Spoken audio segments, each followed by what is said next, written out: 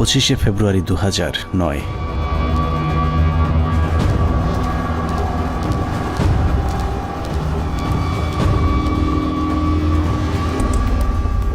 মহাজোট সরকার ক্ষমতায় আসার মাস দেড়েকের মাথায় বর্বরতম এক হত্যাকাণ্ডের মাধ্যমে ভেঙে দেয়া হয় সীমান্তে উঁচু করে যারা শত্রুর সামনে প্রাচীর হয়ে থাকত তাদের মেরুদণ্ড।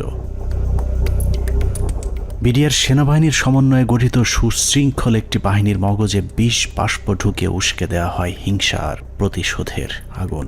সেই আগুনেই পুড়েছে বিশ্বাস, আস্থা আর ভালোবাসায় তৈরি করা সাজানো গোছানো এক সুখের ঘর। পিলখানায় লাগা সে আগুনে শুধু যে 57 সেনা কর্মকর্তাই পুড়েছে তা নয়, সেই সাথে পুড়েছে কয়েক হাজার জওয়ানের সুখ, স্বপ্ন, সংসার। সীমান্ত অরক্ষিত করে ওদেরকে রক্ষিত করা হয়েছে কারারক্ষীদের ঘরে, যেই ঘরে দিন, মাস, বছর করে গুনে গুনে 15 বছর পার হয়েছে সীমান্ত রক্ষীদের। সেই থেকে ওপারের শত্রু যখন খুশি এপারে এসেছে কেউ তাদের বাধা দেয়নি, কারণ ওরাই ছিল আমাদের 1,44,000 বর্গ কিলোমিটার মানচিত্রের সীমানা প্রাচীর, যেই প্রাচীরে ক্ষত ধরিয়েই আমাদের মানচিত্রকে বিক্ষত করা হয়েছিল গেল 15টি বছর। মূলত 2009 সালের 25শে ফেব্রুয়ারি বিডিআরের হত্যাকাণ্ডই আমাদের গেল 15 বছরের ভাগ্য লিখে দিয়েছিল। এই 15 বছর বাংলাদেশের রাজনীতি, শিক্ষা, অর্থনীতি থেকে শুরু করে পুলিশ, প্রশাসন সবকিছু নিয়ন্ত্রণ করেছে ভারত, আর সবচেয়ে বেশি নিয়ন্ত্রণ করেছে বাংলাদেশ সেনাবাহিনীকে, যারাই ছিল একসময় আমাদের অহংকার। নারী, টাকা আর পদের লোভে সেনাবাহিনীর কিছু কর্মকর্তা তাদের মাথা বেচে দিয়েছিল ভারতের কাছে, যাদের পরিকল্পনাতেই খুন হয়েছিল দেশপ্রেমিক 57 জন সেনা কর্মকর্তা।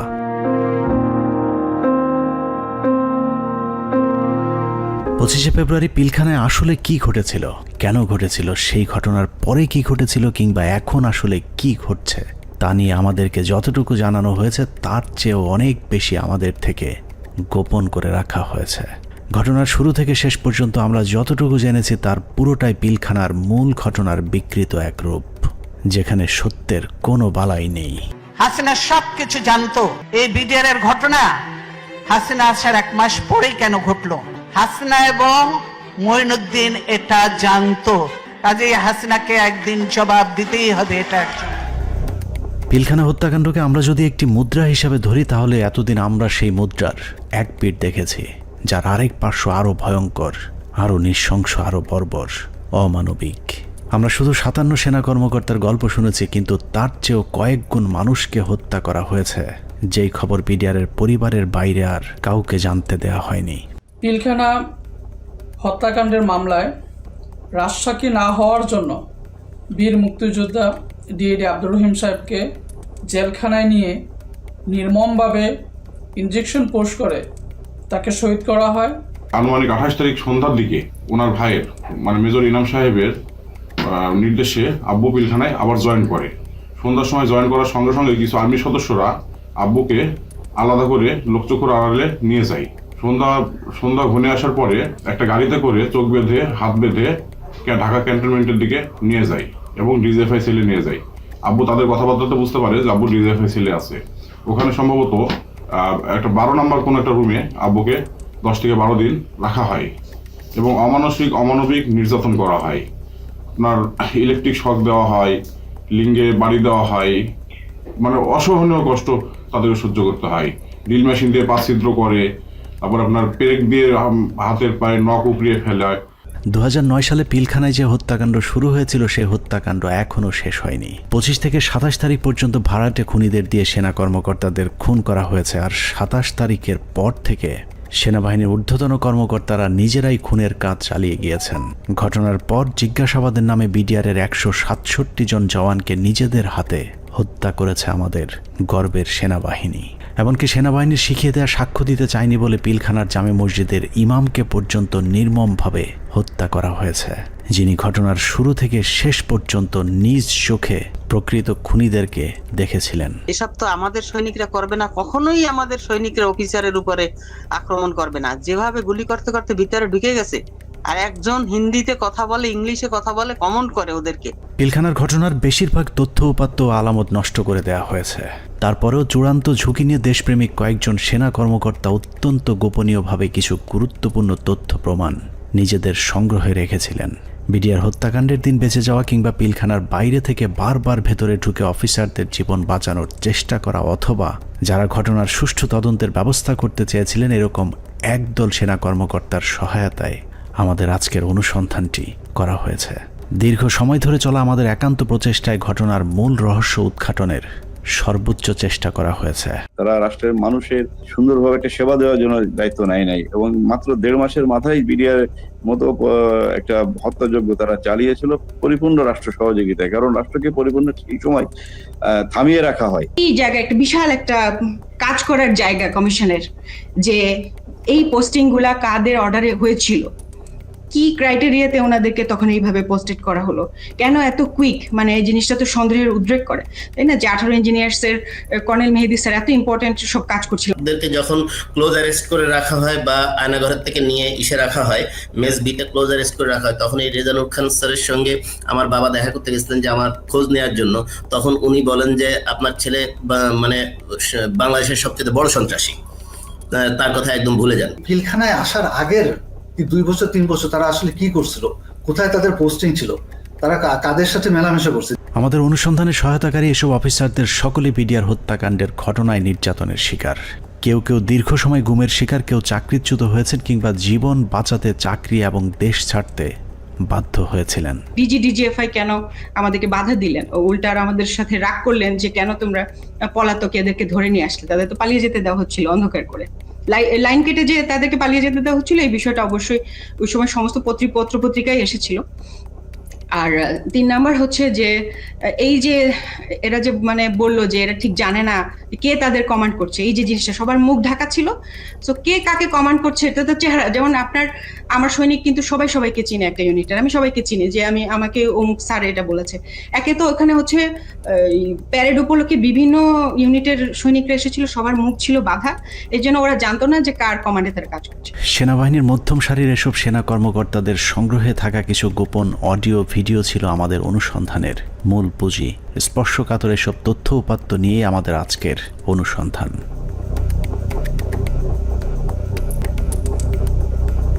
অনুসন্ধানের শুরুতেই একটি তদন্ত প্রতিবেদনের কয়েকটি লাইনে চোখ বোলানো যাক। যে প্রতিবেদনটি পিলখানা হত্যাকাণ্ডের পরের 18 কর্মদিবসের মধ্যে তৈরি করা হয়েছিল, কিন্তু আজও পর্যন্ত তা প্রকাশ করা হয়নি, কারণ ওই প্রতিবেদনেই ঘটনার মূল রহস্য লুকিয়ে আছে।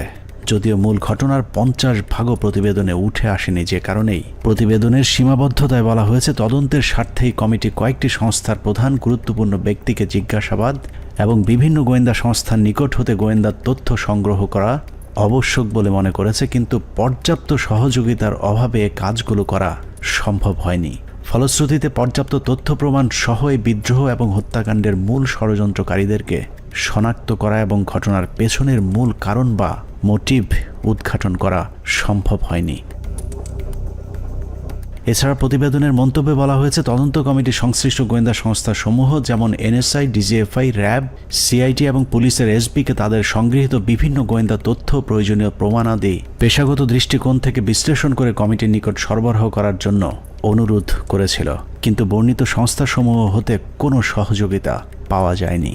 প্রতিবেদনের এই লাইনগুলো পড়লেই বোঝা যায় পিলখানা হত্যাকাণ্ডের পরপর গঠিত ওই তদন্ত কমিটি ঘটনার মূল রহস্য উদ্ঘাটন করুক, এটা সরকার কিংবা সেনাবাহিনী কেউই চায়নি। ওই প্রতিবেদনের মতোই পিলখানা হত্যাকাণ্ডের সবকিছুই আমাদের থেকে আড়াল করে রাখা হয়েছে।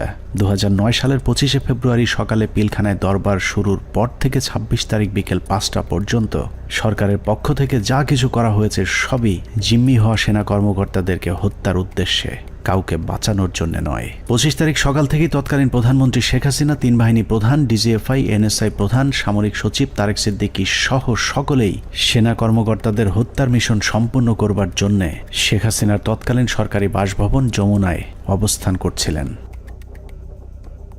পিলখানার ঘটনায় বেঁচে আসা সেনা কর্মকর্তাদের একজন মোহাম্মদ জাহিদি আহসান হাবিব দরবার হলে গোলাগুলি শুরুর পর তিনিই প্রথম জেনারেল তারেক সিদ্দিকীকে ফোন করে বলেছিলেন তাদেরকে বাঁচানোর জন্য, কিন্তু তারেক সিদ্দিকী ফোন কেটে দেন। তারপর থেকে আর তারেক সিদ্দিকীকে টেলিফোনে পাওয়া যায়নি। আমাদেরকে যাতে সাহায্য করার জন্য, যাতে আর্মি যাতে আমাদেরকে হেল্প করে, তার জন্য আমি জেনারেল তারেককে আমি সাহায্য চেয়েছিলাম। আমি জেনারেল তারেকের সাথে জেনারেল শাকিলের কথা বলে দিয়েছিলাম আর্মিরা যাতে এখানে ইন্টারভেনশন করে, আর্মি যাতে পাঠায়, কিন্তু তারা কোনো আর্মি পাঠায়নি বা আমাদের কোনো সাহায্য করা হয়নি। পিলখানা থেকে বেঁচে ফেরা মেজর জায়েদের বক্তব্যের অনুরূপ তথ্য অপ্রকাশিত সেই প্রতিবেদনেও উঠে এসেছে, যেখানে বলা হয়েছে আনুমানিক সকাল 9:30 ঘটিকায় মহাপরিচালক বিডিআর স্বয়ং প্রধানমন্ত্রী, সেনাপ্রধান, মহাপরিচালক র্যাব এবং মহাপরিচালক ডিজিএফ এর সাথে ফোনে কথা বলেন। এ সময় বিডিআর এর ডিজি সুনির্দিষ্টভাবে তাদেরকে জানান 44 রাইফেলস ব্যাটালিয়ন বিদ্রোহ করেছে। এছাড়াও অবরুদ্ধ অন্যান্য সেনা কর্মকর্তাগণও তাদের মোবাইলে সাহায্যের জন্য বিভিন্ন স্থানে টেলিফোন করেন ও SMS পাঠান। আত্মীয় স্বজন, বন্ধু বান্ধব ও সহকর্মীদের তাদের অসহায়ত্বের খবর জানান। সাহায্য প্রত্যাশায় আটকে পড়া কর্মকর্তারা জানায় দরবার হল বিদ্রোহী জওয়ানদের নিয়ন্ত্রণে, আমরা বন্দী, আর কথা বলা যাচ্ছে না, দ্রুত ব্যবস্থা নিন, আর হয়তো দেখা হবে না, তুমি ভালো থেকো, আমার সন্তানদের যত্ন নিও, ইত্যাদি ইত্যাদি। প্রতিবেদনের এতটুকু অংশ পড়লেই বোঝা যাচ্ছে যে সকাল 9:30টায় প্রধানমন্ত্রী, সেনাপ্রধান, র্যাব ডিজি এবং ডিজিএফআই, NSI সহ সকলেই বিডিআর এর ডিজি মেজর জেনারেল শাকিল আহমেদের পরিণতি কি হতে যাচ্ছে তা জেনে গিয়েছিলেন। তারপরেও কোনো পদক্ষেপ নেওয়া হয়নি। সাথে প্রায় 1 প্লাটুন আমার র্যাব ছিল, আমার সাথে আরো 2-3 জন অফিসার ছিল। আমি মেজর রাজনের কথা বলেছি, মেজর রাজন অলথ্রু আমার সাথে ছিল, আমার সাথে আরো 2-3 জন পুলিশ অফিসার ছিল। মেজর জুলকার তখন সম্ভবত সে ক্যাপ্টেন জুলকার ছিল, ক্যাপ্টেন ইয়াসির ছিল।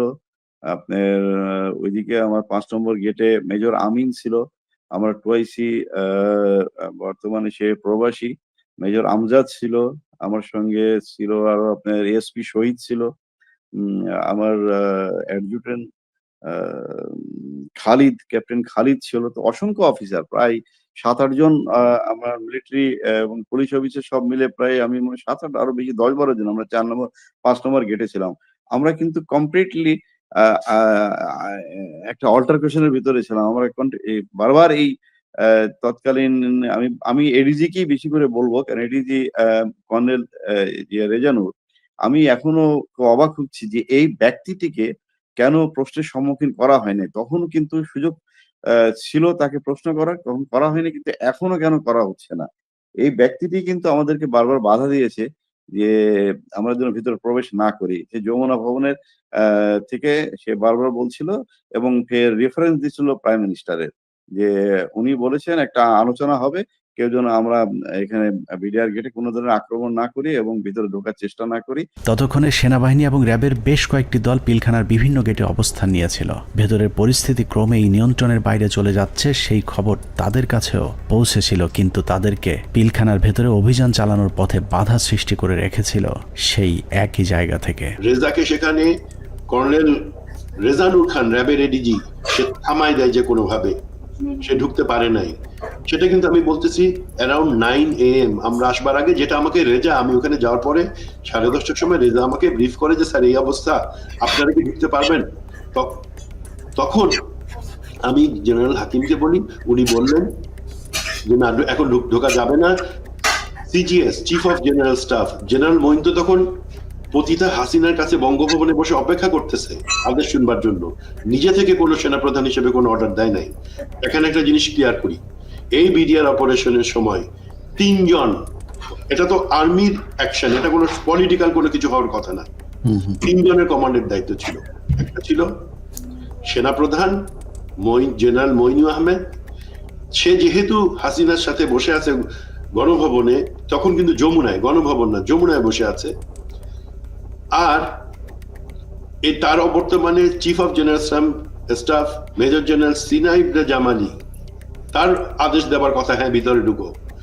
আর অন দ্য স্পট কমান্ডার একজন। এখানে আমরা অনেক অফিসার ছিলাম, কিন্তু সবাই কমান্ডার দায়িত্ব সেখানে পায় না। নিয়ম অনুযায়ী ব্রিগেডিয়ার জেনারেল হাকিমের অন দ্য স্পট কমান্ডার, 3 জনের একজনের কাছ থেকে যদি আমরা আদেশ পাইতাম, আমরা ভিতরে ঢুকতাম। অনুমতি দিচ্ছে করে চলতে থাকে কালক্ষেপণ। 9:30 থেকে শুরু করে 11টার মধ্যেই বেশিরভাগ অফিসারদের হত্যা করা হলেও কিছু কর্মকর্তা পালিয়ে যাবার কারণে হত্যার মিশন অসম্পূর্ণ থেকে যায়, যা শেষ করতে সময় লাগে পরদিন বিকেল 5টা পর্যন্ত। তবে দরবার হলের সামনের হত্যাকাণ্ড শেষে খুনিদের প্রথম দলকে বের করে দেওয়ার ব্যবস্থা করা হয়। 12:30 পিলখানার 3 নম্বর গেটের সামনে বিডিআরের পক্ষ থেকে শতাধিক মানুষের একটি মিছিল বের করা হয়। এসব মিছিল থেকে বিডিআর জওয়ানদের দাবি দেওয়ার প্রতি সমর্থন ব্যক্ত করে জয় বাংলা, জয় বিডিআর, বিডিআর জনতা ভাই ভাই ইত্যাদি স্লোগান দেওয়া হয়েছিল। জয় বাংলা মিছিল করা ওই দলটি ভেতরে ঢুকার কিছুক্ষণ পর বেরিয়ে আসে সংখ্যায় দ্বিগুণ হয়ে। ধারণা করা হয় ওই মিছিলের মাধ্যমেই খুনিদের একটি অংশকে ভেতর থেকে নিরাপদে বের করে দেওয়ার সুযোগ করে দেওয়া হয়। যেখানে আর্মির অপারেশন, আর্মির করবার কথা, সেখানে বিভিন্ন আওয়ামী লীগের পলিটিক্যাল লোকজন ভিতরে ঢুকতেছে যাইতেছে। এর মধ্যে আমরা দেখতে পাচ্ছি আমাদের কাছে অফিসারদের কাছে বাইনোকুলার, তাপস, মির্জা আজম, নানক, শেখ সেলিম, এরা সবাই কিন্তু যাওয়া আসা করতেছে ভিতরে। এবং এর মধ্যে আবার দেখলাম কি ছাত্রলীগ যুবলীগ মিলে একটা মিছিল বলে ওই নিউ মার্কেটের গেট থেকে ঢুকলো, তারা 20-25 জন হবে। তারা ঢুকে ওইখানে কিছুক্ষণ, পুরাটা তার দেখা যায় না, আবার ঘন্টাখানেক পরে দেখলাম কি সেই মিছিল, তাদের হাতে কিন্তু আওয়ামী লীগের ব্যানার আছে, সেই মিছিল বের হয়ে যাচ্ছে। সেটা সংখ্যা হচ্ছে লোকের এখন 100 থেকে উপরে, 100-125 জন ঢুকছিল, 25 জন বাইরে হয়ে যাচ্ছে। সাথে সাথে আমরা সেটে যারা ছিল তাদেরকে জানালাম যে দেখো এই মিছিলটাকে আটকাও, এদের মধ্যে থেকে কিন্তু ভিতরে যারা কিলার তারা বের হয়ে তাদেরকে বের করে নিয়ে যাওয়া হইতেছে। বিডিআর কমপ্লেক্স যে ভিতরে যত সৈনিকরা ছিল তখন সবাই জাগো বললো, জাগো বলে যে যেদিকে পারলো বেরিয়ে চলে গেল। এটা হওয়ার কথা না। একটা ট্রেন সোলজার একটা এইভাবে পালিয়ে যেতে পারে না যখন যতই গুলি হোক, কেননা তার কাছে কোনো অর্ডার আসেনি। এবং এই সময় কিছু অফিসারও কিন্তু পালিয়ে গিয়েছিল। তো আমাদেরকে বের করতে হবে হু অল অর, মানে ওই অফিসাররা কারা কারা। এই সময় পালানোর কথা না।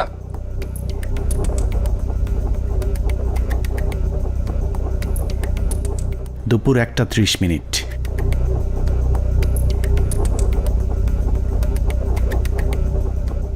খুনের প্রথম পর্ব শেষ হবার পর শুরু হয় দ্বিতীয় পর্ব। বেলা বাড়ার সাথে সাথে দরবার হলে নৃশংস হত্যাযজ্ঞের খবর ছড়িয়ে পড়ে পুরো পিলখানায়। এতে অধিকাংশ বিডিআর সদস্যরা আতঙ্কিত হয়ে পড়েন। বিডিআর সদস্যরা যেভাবে পেরেছে পালিয়ে যাওয়ার চেষ্টা করতে থাকে, কিন্তু বাকি অফিসারদের খুঁজে বের করে হত্যার জন্য সরকারের আরও কিছুটা সময় প্রয়োজন ছিল, যে কারণে বিডিআর জওয়ানদের চাঙ্গা করতে শুরু হয় সরকারের নতুন ষড়যন্ত্র। নাটকের এই পর্বে মঞ্চে আসে মুন্নি সাহা এবং জয় মামুন, যারাই প্রথম গুজব ছড়িয়ে দেন পিলখানায় অপারেশন ডাল ভাতের টাকা নিয়ে অসন্তোষের কারণেই বিডিআরের ডিজিকে জিম্মি করেছে বিডিআরের জওয়ানেরা। এর পরপরই সেনাবাহিনী নিয়ে নানা ধরনের উস্কানিমূলক তথ্য প্রচার করতে থাকে বিশেষ কয়েকটি গণমাধ্যম। অফিসারদের কি অবস্থা, অফিসার যারা ছিল দরবার হলে যারা ছিল তাদের কি অবস্থা? তারা অনেকে ভেঙে গেছে, অনেকে আমাদের জিম্মিতে আছে, তাদেরকে কিছু করা হয়নি। ওরা খুব ভালোভাবে জানে বিডিআর এর প্রতি কি অন্যায় অবিচার চলে। আপনাদের তো অনেক দিনের এটা ক্ষোভ, আজকে কেন, আজকে কোন পরিপ্রেক্ষিতে এটা করলেন? উনি বোঝেন না, উনি খালি আশা দেয়। এখন আমরা ওনাদেরকে আটক অবস্থায় রাখছি যাতে আমাদের দাবিগুলা মাননীয় প্রধানমন্ত্রী এবং স্বরাষ্ট্রমন্ত্রী আমাদের দাবি মানবেন। দেখছিলেন মুন্নি সাহার সঙ্গে বিশেষ। এ সময় নিজেদের লেখা বিভিন্ন ধরনের লিফলেট বিডিআরের নামে প্রচার করে গুজব ছড়াতে থাকে স্থানীয় আওয়ামী লীগের নেতাকর্মীরা। পিলখানার ভেতরেও ততক্ষণে বিডিআরের মাঝে ছড়িয়ে দেওয়া হয়েছে মিডিয়া এবং জনগণ আমাদের সাথে আছে। অপারেশন ডাল ভাতের টাকা মেরে খাওয়া সেনাবাহিনীর প্রতি এমনিতেই অনেকের ক্ষোভ ছিল, তার উপর সেনাবাহিনী যে কোনো সময় হামলা চালাতে পারে এমন গুজব ছড়িয়ে অস্ত্র হাতে তুলে দেওয়া হয় বিডিআরের সাধারণ জওয়ানদের হাতে। একদিকে আওয়ামী লীগের বিডিআরের পক্ষে মিছিল, অন্যদিকে গণমাধ্যমের উস্কানিতে হত্যাকাণ্ডে অংশ নেয়নি এমন অনেকেও দুপুরের পর বিদ্রোহী হয়ে ওঠে। জিনিসপত্রের দাম কারা বাড়াইছে শুনবেন? অরিজিনাল সেনা কর্মকর্তারা বিডিআর কে দিয়ে দাম বাড়াইছে। আস্তে আস্তে বর্ডার থেকে সমস্ত মাল নিয়ে আসতো, নিয়ে আসা স্ট্রোক করতো বিডিআর এর প্যারেড গ্রাউন্ডে। স্ট্রোক করে সেই মালগুলি দেশবাসী মাধ্যমে অনেক দিন পর সাপ্লাই করতো, যার কারণে অনেক দাম বেড়ে যেত জিনিসগুলির। যত ডাল ভাতের টাকা আছে সব মেরে খেয়ে ফেলেছে। ডাল ভাতের নামে তারা কোটি কোটি টাকা হাতিয়ে নিয়ে গেছে, কোটি টাকা হাতিয়ে নিয়ে গেছে ডাল ভাতের নামে। এরই মধ্যে গণভবনের নতুন ষড়যন্ত্রের অংশ হিসেবে আওয়ামী লীগ নেতা জাহাঙ্গীর কবির নানককে পিলখানার 4 নম্বর গেটে পাঠানো হয়। পিলখানার চারপাশের এলাকা থেকে বাড়িঘর ফেলে মানুষ যখন সরে যাচ্ছিলেন, তখন বীর দর্পে 4 নম্বর গেটের দিকে এগিয়ে যান আওয়ামী লীগের তৎকালীন এলজিআরডি প্রতিমন্ত্রী জাহাঙ্গীর কবির নানক, ফজলে নূর তাপস এবং হুইপ মির্জা আজম। অন্যদিকে প্রস্তুত ছিলেন সাংসদ মাহবুবারা গিনি এবং ওয়ারেসাত হোসেন সহ আওয়ামী লীগের বেশ কয়েকজন নেতাকর্মী। একজন মহিলা এমপি, তো মহিলা এমপিকে কাছে আসার পরে তখন আমি চিনতে পেরেছিলাম। তো আর ওনাদের দুজনকে তো আমি চিনি। তো ওনারা এসে আসে জানানোর পরে ফরিদুল কারোর কাছে এসে মহিলারা জিজ্ঞেস করলেন যে আমি কি একটা সাদা পতাকা পেতে পারি? তো স্যার তখন পিছন দিকে ঘুরে তাকালেন, ঘুরে তাকিয়ে সৈনিককে জিজ্ঞেস করলেন যে তোমাদের কারোর কাছে কোনো সাদা পতাকা বা এরকম কোনো কিছু আছে কিনা। তো তৎপরবর্তীতে ওখান থেকে ওরকম সাদা পতাকার কোনো কিছু না পাওয়াতে উনি স্যার বললেন যে আমার কাছে একটা রুমাল আছে, এটাতে চলবে কিনা। উনি ওটা দিয়ে দিলেন, বাট উনারা এই সময় স্যার কিন্তু ওনাদেরকে জিজ্ঞেস করলেন যে আপনারা যে এখান দিয়ে যাবেন, তো ওখান থেকে গুলি হচ্ছে, তো তখন ওই মহিলা এমপি গিনি বলেছিলেন যে না, আমাদেরকে গুলি করবেন বা গুলি আসবেন আমাদের দিকে, আপনি এটা নিয়ে চিন্তা করবেন। তো এই জিনিসগুলো কিন্তু কিছু সিগনিফিকেন্ট জিনিস, তখন এগুলো অর্থ বুঝি নাই যে ওনারা এইভাবে এত কনফিডেন্ট কি, বাট এগুলো যেমন পরবর্তীতে জীবনে আসার পরে আমি বুঝতে পেরেছি যে আচ্ছা এইটার মানে তাহলে এই জিনিসটা দাঁড়ায়। আওয়ামী লীগের ওই প্রতিনিধি দলকে পেয়ে বিডিআর সদস্যরা মনে করেছিল তারা হয়তো বিডিআরকে বাঁচাতেই এসেছিল, কিন্তু এটাই ছিল বিডিআরের জন্য সবচেয়ে ভয়ঙ্কর ফাঁদ, যেই ফাঁদে পা দেয় পিলখানা হত্যাকাণ্ডের পুরো দায় বিডিআরের উপর চলে আসে। পিলখানা 4 নম্বর গেটে যখন নানক আজমদের নেতৃত্বে আওয়ামী লীগের একটা দল পিলখানার ভেতরে পৌঁছায়, তখন বিডিআরের পোশাক পরা কিছু লোক তাদের সাথে বেশ কিছুক্ষণ কথাবার্তা বলেন। তাদের মধ্যে কি কথা হয়েছে সেটা জানা না গেলেও এর পরপরই বিডিআরের কয়েকজন ব্যক্তিকে সামনে নিয়ে আসা হয় যাদের নাম এর আগে কখনো শোনা যায়নি। তাদের মধ্যে একজন ডিএডি তৌহিদ, যাকে আমরা পিলখানা হত্যাকাণ্ডের কথিত মূল হোতা হিসেবে এতদিন ধরে জেনে এসেছি। নানক আজমদের সাথে বৈঠক করা ওই দলটি ডিএডি তৌহিদ সহ কয়েকজন ডিএডিকে খুঁজতে থাকেন। বিডিআরের পোশাক পরা ওই দলটি ডিএডি তৌহিদের পিলখানার বাসায় গিয়ে তৌহিদের সন্ধান চেয়েছিলেন, কিন্তু বিডিআরের পোশাক পরা থাকলেও ডিএডি তৌহিদ সেনাবাহিনী নাকি বিডিআরের কর্মকর্তা সেটাও তারা জানতেন না। আমার বাসার সামনে নেম প্লেট ছিল তৌহিদ লেখা, জিজ্ঞেস করতেছে যে তৌহিদ উনি কি বিডিআর না আর্মির? আমি বলছি উনি বিডিআর এর র্যাঙ্ক কি? ডিএডি কি আর্মির না বিডিআর এর? মানে ওনারা এটাও চিনে না যে ডিএডি র্যাঙ্ক আর্মি বিডিআর এ হয়, বুঝেন? তাহলে ডিএডি তৌহিদের পরিবারকে ভয়ভীতি দেখিয়ে তার অবস্থান জানা হয়। এরপরই প্রথমবারের মতো দৃশ্যপটে আসেন ডিএডি তৌহিদ, ডিএডি আব্দুর রহিম সহ বেশ কয়েকজন বিডিআরের সৈনিক, যাদেরকে বিডিআর বিদ্রোহের নেতা পরিচয় দিয়ে নিয়ে যাওয়া হয় প্রধানমন্ত্রীর সাথে বৈঠকে। বেলা 3:40 বিডিআরের 14 দলের একটি প্রতিনিধি দল শেখ হাসিনার বাসভবন যমুনায় প্রবেশ করেন। পিলখানা হত্যাকাণ্ড নিয়ে করা গোপন সেই প্রতিবেদনে উল্লেখ করা হয়েছে, বিডিআরের ওই প্রতিনিধি দলটি যমুনায় শেখ হাসিনার সাথে বৈঠকের সময় সেখানে আর কাউকে থাকতে দেওয়া হয়নি। অর্থাৎ পিলখানার ভেতরে সেনা কর্মকর্তাদের ভাগ্যে কি ঘটেছিল সেই খবর একমাত্র শেখ হাসিনাকেই জানানো হয়েছিল। যমুনায় বৈঠক শেষে বিডিআরের প্রতিনিধি দল গেটের বাইরে আসার পর অপেক্ষমান সাংবাদিকদের সাথে কথা বলেন। সেখানে নানান প্রশ্নের জবাব দেওয়ার পর ভেতরে কতজন শহীদ হয়েছেন সেটা নিয়ে জিজ্ঞেস করতেই ডিএডি তৌহিদকে সেখান থেকে সরিয়ে নিয়ে যায় জাহাঙ্গীর কবির নানক।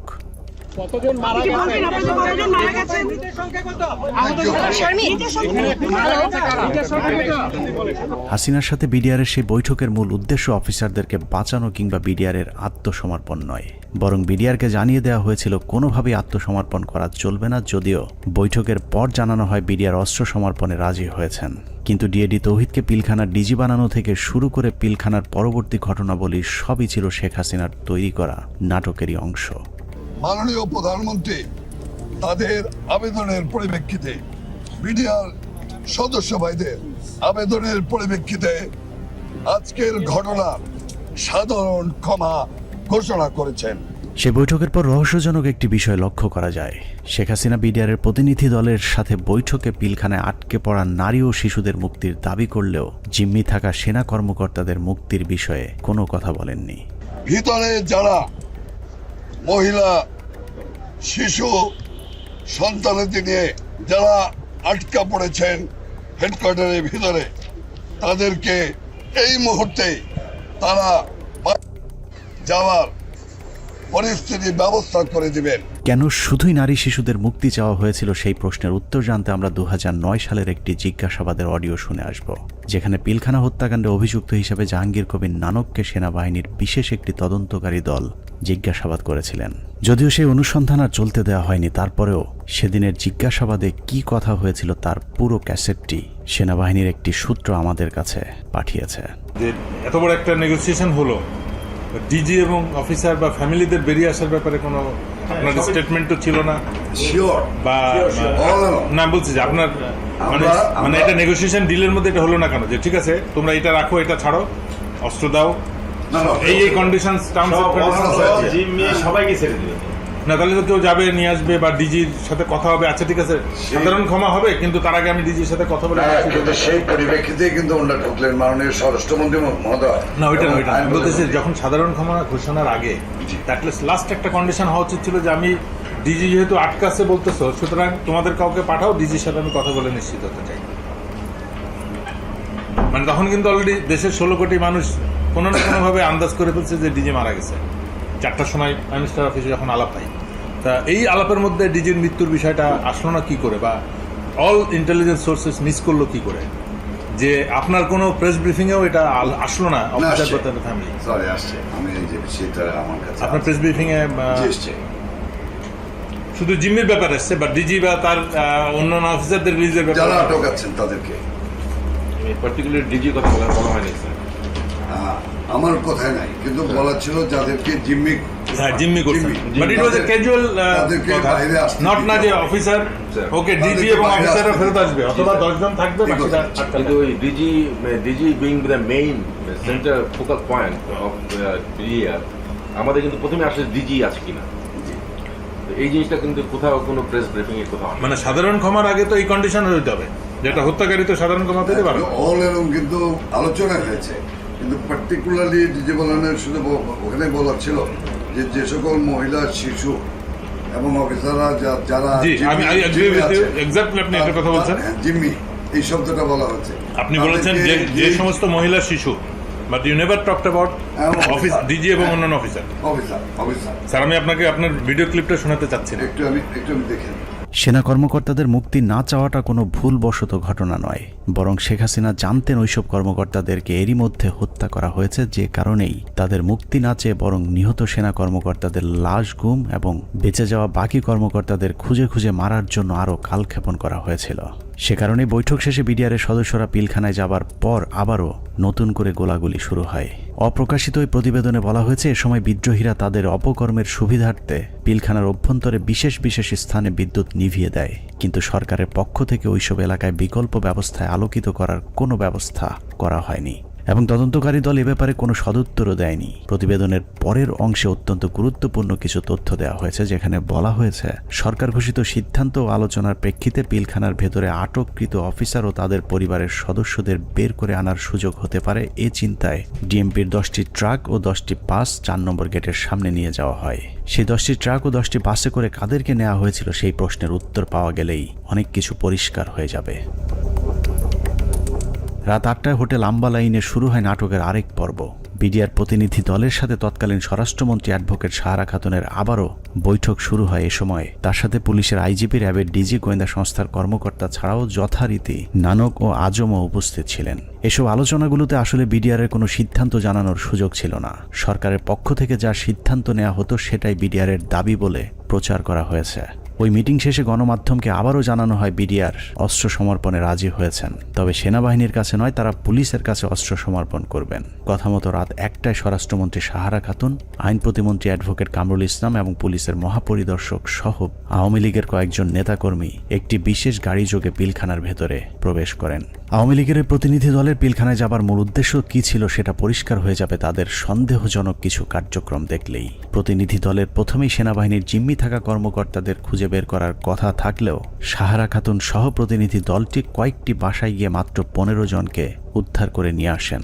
অথচ সেনাবাহিনীর কর্মকর্তারা কোথায় আছেন, তাদের পরিবারের কি পরিণতি হয়েছে, এ ব্যাপারে কোনো আগ্রহ দেখায়নি আওয়ামী লীগের ওই প্রতিনিধি দলটি। গণমাধ্যম যেন এ বিষয়ে কোনো প্রশ্ন তুলতে না পারে সেজন্যও শুধুমাত্র বিটিভির একজন পরীক্ষিত আওয়ামী সাংবাদিককে পিলখানার ভেতরে নিয়ে যাওয়া হয়, যার নাম মুশফিকা নাজনীন, যিনি মুন্নী সাহার ঘনিষ্ঠ বান্ধবী। 25 তারিখ থেকে পরবর্তী কয়েকদিনের সব অপকর্মের সাক্ষী সাংবাদিক মুশফিকা নাজনীনকে জিজ্ঞাসাবাদ করলে ওই রাতের অনেক প্রশ্নের উত্তর পাওয়া যাবে।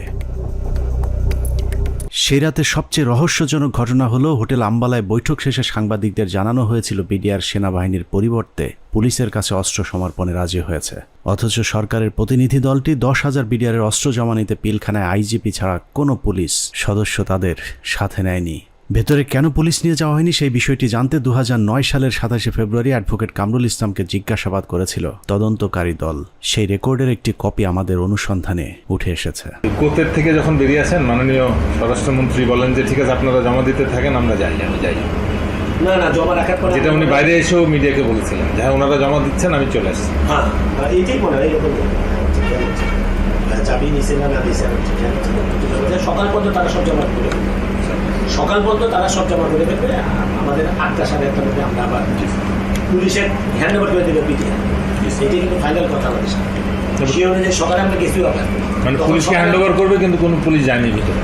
সকালে তো পুলিশ সকালে তো আবার না বলছি যে না, রাত্রে যে হ্যান্ড ওভার হলো, রাত্রে তো পুলিশের কাছে যায় নাই অস্ত্র। না, সুতরাং তাদের কাছে ছিল, তাদের কাছে রয়ে গেল। যাই হোক তাকে পুরো ঘটনাটা যে পরিকল্পিত সেটা বিটিভির ধারণ করা ওই ফুটেজ দেখলেই বোঝা যাবে। বিডিআর এর সকল সদস্যের অস্ত্র সমর্পণ করার কথা থাকলেও হাতে গোনা কয়েকজন তাদের অস্ত্র জমা দেয়। ছোট একটি টেবিলের উপর যখন বিডিআর সদস্যরা অস্ত্র জমা দিচ্ছিল, ঠিক একই সময়ে অন্য বিডিআর সদস্যরা অস্ত্র হাতে নিয়ে বীরের মতো পাশে হাঁটাহাঁটি করছিলেন। ঘটনার এখানেই শেষ নয়। অস্ত্র সমর্পণের নাটক শেষে যারা অস্ত্র জমা দিয়েছিলেন তারাই আবার জমা দেওয়া অস্ত্রগুলো হাতে তুলে নিচ্ছিলেন। বিটিভির ক্যামেরাম্যান হয়তো ভুলক্রমে নাটকের বাইরের ওই দৃশ্য ধারণ করে ফেলেছিলেন। 25 তারিখ রাত যতই গভীর হয়েছে, সরকারের ষড়যন্ত্র ততই দিনের মতো পরিষ্কার হতে থাকে। সরকারের পরিকল্পনায় রাতে বিডিআরের আত্মসমর্পণের দাবি করে পিলখানায় ঢোকা সরকারি প্রতিনিধি দল ভোর 4:10 বেরিয়ে আসে নিজেদের বাছাই করা মাত্র 15 জন জিম্মিকে উদ্ধার করে।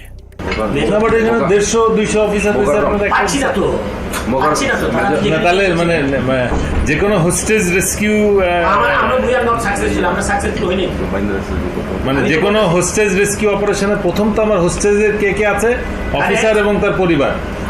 কয়জন অফিসারকে আমার সাথে আনলাম, কয়জন প্লাস হোস্টেজের মধ্যে সব থেকে বড় হোস্টেজ যেটা ডিজি এবং তার পরিবার, তাদের কেউই আসলো না। তাদের বেঁচে আছে না মরে গেছে তাও জানলাম না। তাহলে হোস্টেজ অপারেশন কি হবে? ওরা তো আসলে হোস্টেজ রেস্কিউ করতে যান, ইনসিডেন্টালি তখন নাটকের পর নাটক শেষে পরদিন সকাল শুরু হয় আরেক নাটকের মধ্য দিয়ে। 26 তারিখ সকাল 9টায় কৃষিমন্ত্রী মতিয়া চৌধুরী, জাহাঙ্গীর কবির নানক, জাতীয় পার্টির চেয়ারম্যান হোসেন মোহাম্মদ এরশাদ, আইন প্রতিমন্ত্রী কামরুল ইসলাম এবং ব্যারিস্টার তাপস আবারও পিলখানার 4 নম্বর গেটে উপস্থিত হন। ওদিকে 3 নম্বর গেটে আওয়ামী লীগের 200-300 নেতাকর্মী উপস্থিত হয়ে আবারও বিডিআরের পক্ষে স্লোগান দিতে থাকেন। এক পর্যায়ে মিছিলটি পিলখানার ভেতরে ঢুকে যায়। তবে ভেতরে যে কজন ঢুকেছিলেন তার চেয়ে কয়েক গুণ বেশি লোকজন নিয়ে পিলখানা থেকে কিছুক্ষণ পরে বেরিয়ে আসে আওয়ামী লীগের ওই মিছিলটি। 27 তারিখ তো 26 তারিখে একটা মাইক্রোবাসে করে বাইরের যে লোকেরা ভেতরে ঢুকেছিল তারা বের হয়ে যায়। 26 তারিখ দুপুর 2:30 12 সদস্যের মহাজোট মধ্যস্থকারী কমিটি গঠন করা হয়। আওয়ামী লীগ নেতা আব্দুল জলিলের নেতৃত্বে এই কমিটি আবারও হোটেল আম্বালাইনে বিডিআরের সাথে লোক দেখানো বৈঠক করেন। বৈঠক শেষে স্বরাষ্ট্রমন্ত্রী সাহারা খাতুন, জাহাঙ্গীর কবির নানক এবং মির্জা আজম আবারও 4 নম্বর গেট দিয়ে পিলখানায় প্রবেশ করেন। বিকেল 5টায় শেষবারের মতো আবারও ঘোষণা দেওয়া হয় বিডিআর অস্ত্র সমর্পণ করবে। মজার বিষয় হলো বিডিআর এবার আর পুলিশ কিংবা সেনাবাহিনীর কাছে অস্ত্র জমা দেওয়ার কোনো শর্ত দেয়নি। তবে শর্ত না থাকলেও পুলিশের মাধ্যমে পিলখানার নিয়ন্ত্রণ নেয় সরকার। এর পরপরই শেখ হাসিনা জাতির উদ্দেশ্যে ভাষণে বলেন, পরিস্থিতি এখন সম্পূর্ণ সরকারের নিয়ন্ত্রণে। নানা ধরনের গুজব ছড়িয়ে পরিস্থিতিকে ঘোলাটে করার চেষ্টাও মহল বিশেষ করছে, সে বিষয়েও সকলকে সজাগ থাকার আমি অনুরোধ জানাই।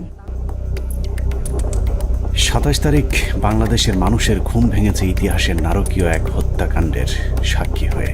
শোকে বিহ্বল জাতির মেধাবী 57 কর্মকর্তার ক্ষত বিক্ষত এক একটি মরদেহ যেন গোটা জাতিকে দুমড়ে মুচড়ে শোকে স্তব্ধ করে দিয়েছিল।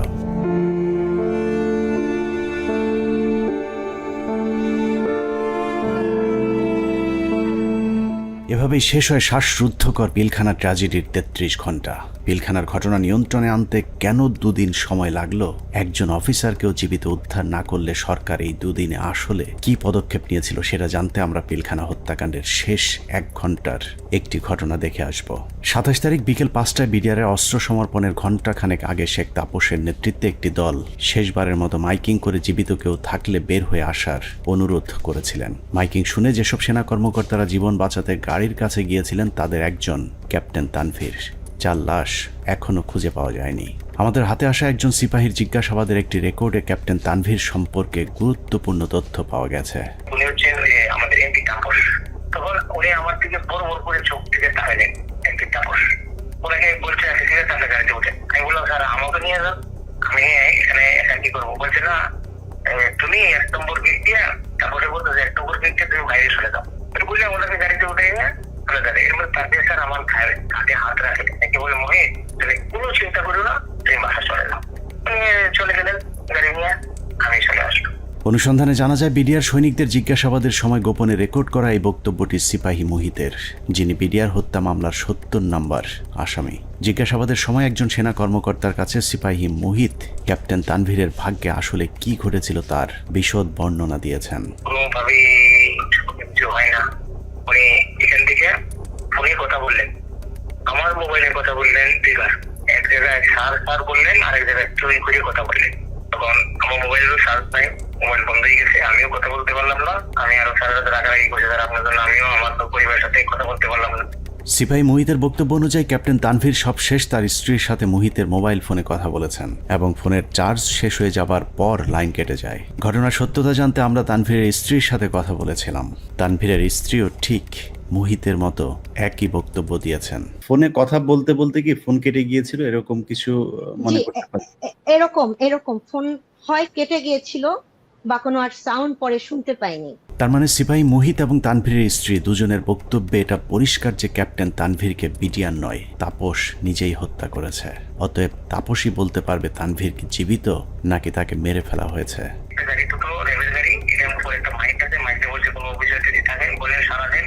আমরা আপনাদেরকে উদ্ধার করতে আসি। আমি বললাম স্যার এই তো আপনার নেওয়ার জন্য গাড়ি আসতে, আপনি চলে যেতে পারেন, রাখো তুমি আগে একা বাইরেও বাইরে দেখো। দেখলাম গাড়ি, আমি হাত উঠাইলাম, গাড়ি প্যাক করলো, প্যাক করে এখান থেকে দুজন লোক নেমে আসলো, একজন সিভিল আর একজন প্রাইভেট পোশাকটা। আমাকে বললো যে ঠিক আছে কি করছে, আমি বলছি এখানে একজন অফিসার আসে। হ্যাঁ আসে, এখানে আসলো, আসা করে জিজ্ঞেস করলো যে আপনি কে? উনি বলছেন যে আমি ক্যাপ্টেন তানভীর। উনি হচ্ছেন আমাদের এমপি তাপস। তখন উনি আমার দিকে বড় করে চোখ থেকে তাকালেন, এমপি তাপস। ওনাকে বলছে গাড়িতে উঠে। সূত্র জানিয়েছে মুহিতের জিজ্ঞাসাবাদের এই রেকর্ডটি সিআইডিতে থাকাকালীন সেনাবাহিনী এবং র্যাবের কয়েক দফা জিজ্ঞাসাবাদ শেষে মুহিতকে সিআইডিতে জিজ্ঞাসাবাদের সময় মুহিত বলেন, আমার কোনো দোষ নেই, আমার অপরাধ একটাই, তা হলো জিজ্ঞাসাবাদে আমি ক্যাপ্টেন তানভীরকে তাপসের গাড়িতে তুলে দেওয়ার কথা সেনাবাহিনীর কর্মকর্তাদেরকে জানিয়েছিলাম। কোনো একটি জিজ্ঞাসাবাদের সময় তাপস নিজে উপস্থিত থেকে মুহিতকে নির্যাতন করেছেন বলেও অভিযোগ করতে শোনা যায় সিপাহী মুহিতের ওই গোপন রেকর্ডে। তানভীর স্যারকে ফোন করেন, তানভীর স্যারে আমি তানভীর স্যারকে পাঠাইছি, তানভীর স্যারকে তাপস স্যারের গাড়িতে উঠে দিচ্ছি, উনি যা বলবে তাই। উনি যদি আমি বলে যে আমি ওনাকে পাঠাই না, তাহলে আমার মারি যান। তিনি বলছি তাপসের কথা, আমাকে এমন পিছনে দিল, দিয়ে আমাকে নিয়ে আবার সেনের ভিতরে রাখলো। রাখার পরে আবার লোকের সাথে তাপস সার আসবে, তাপস সারকে নিয়ে আসে তারা। এনে বলে স্যার ওই সাবার বেটা সবাই আপনার বলে আপনাকে তানভীরকে নাকি আপনি নিয়ে আসতেন, নিয়ে আসতেন। সে এমন জোরে থাপ্পড় মারলো আমাকে একটা, আমি একটা বাড়িতে বলে গেলাম।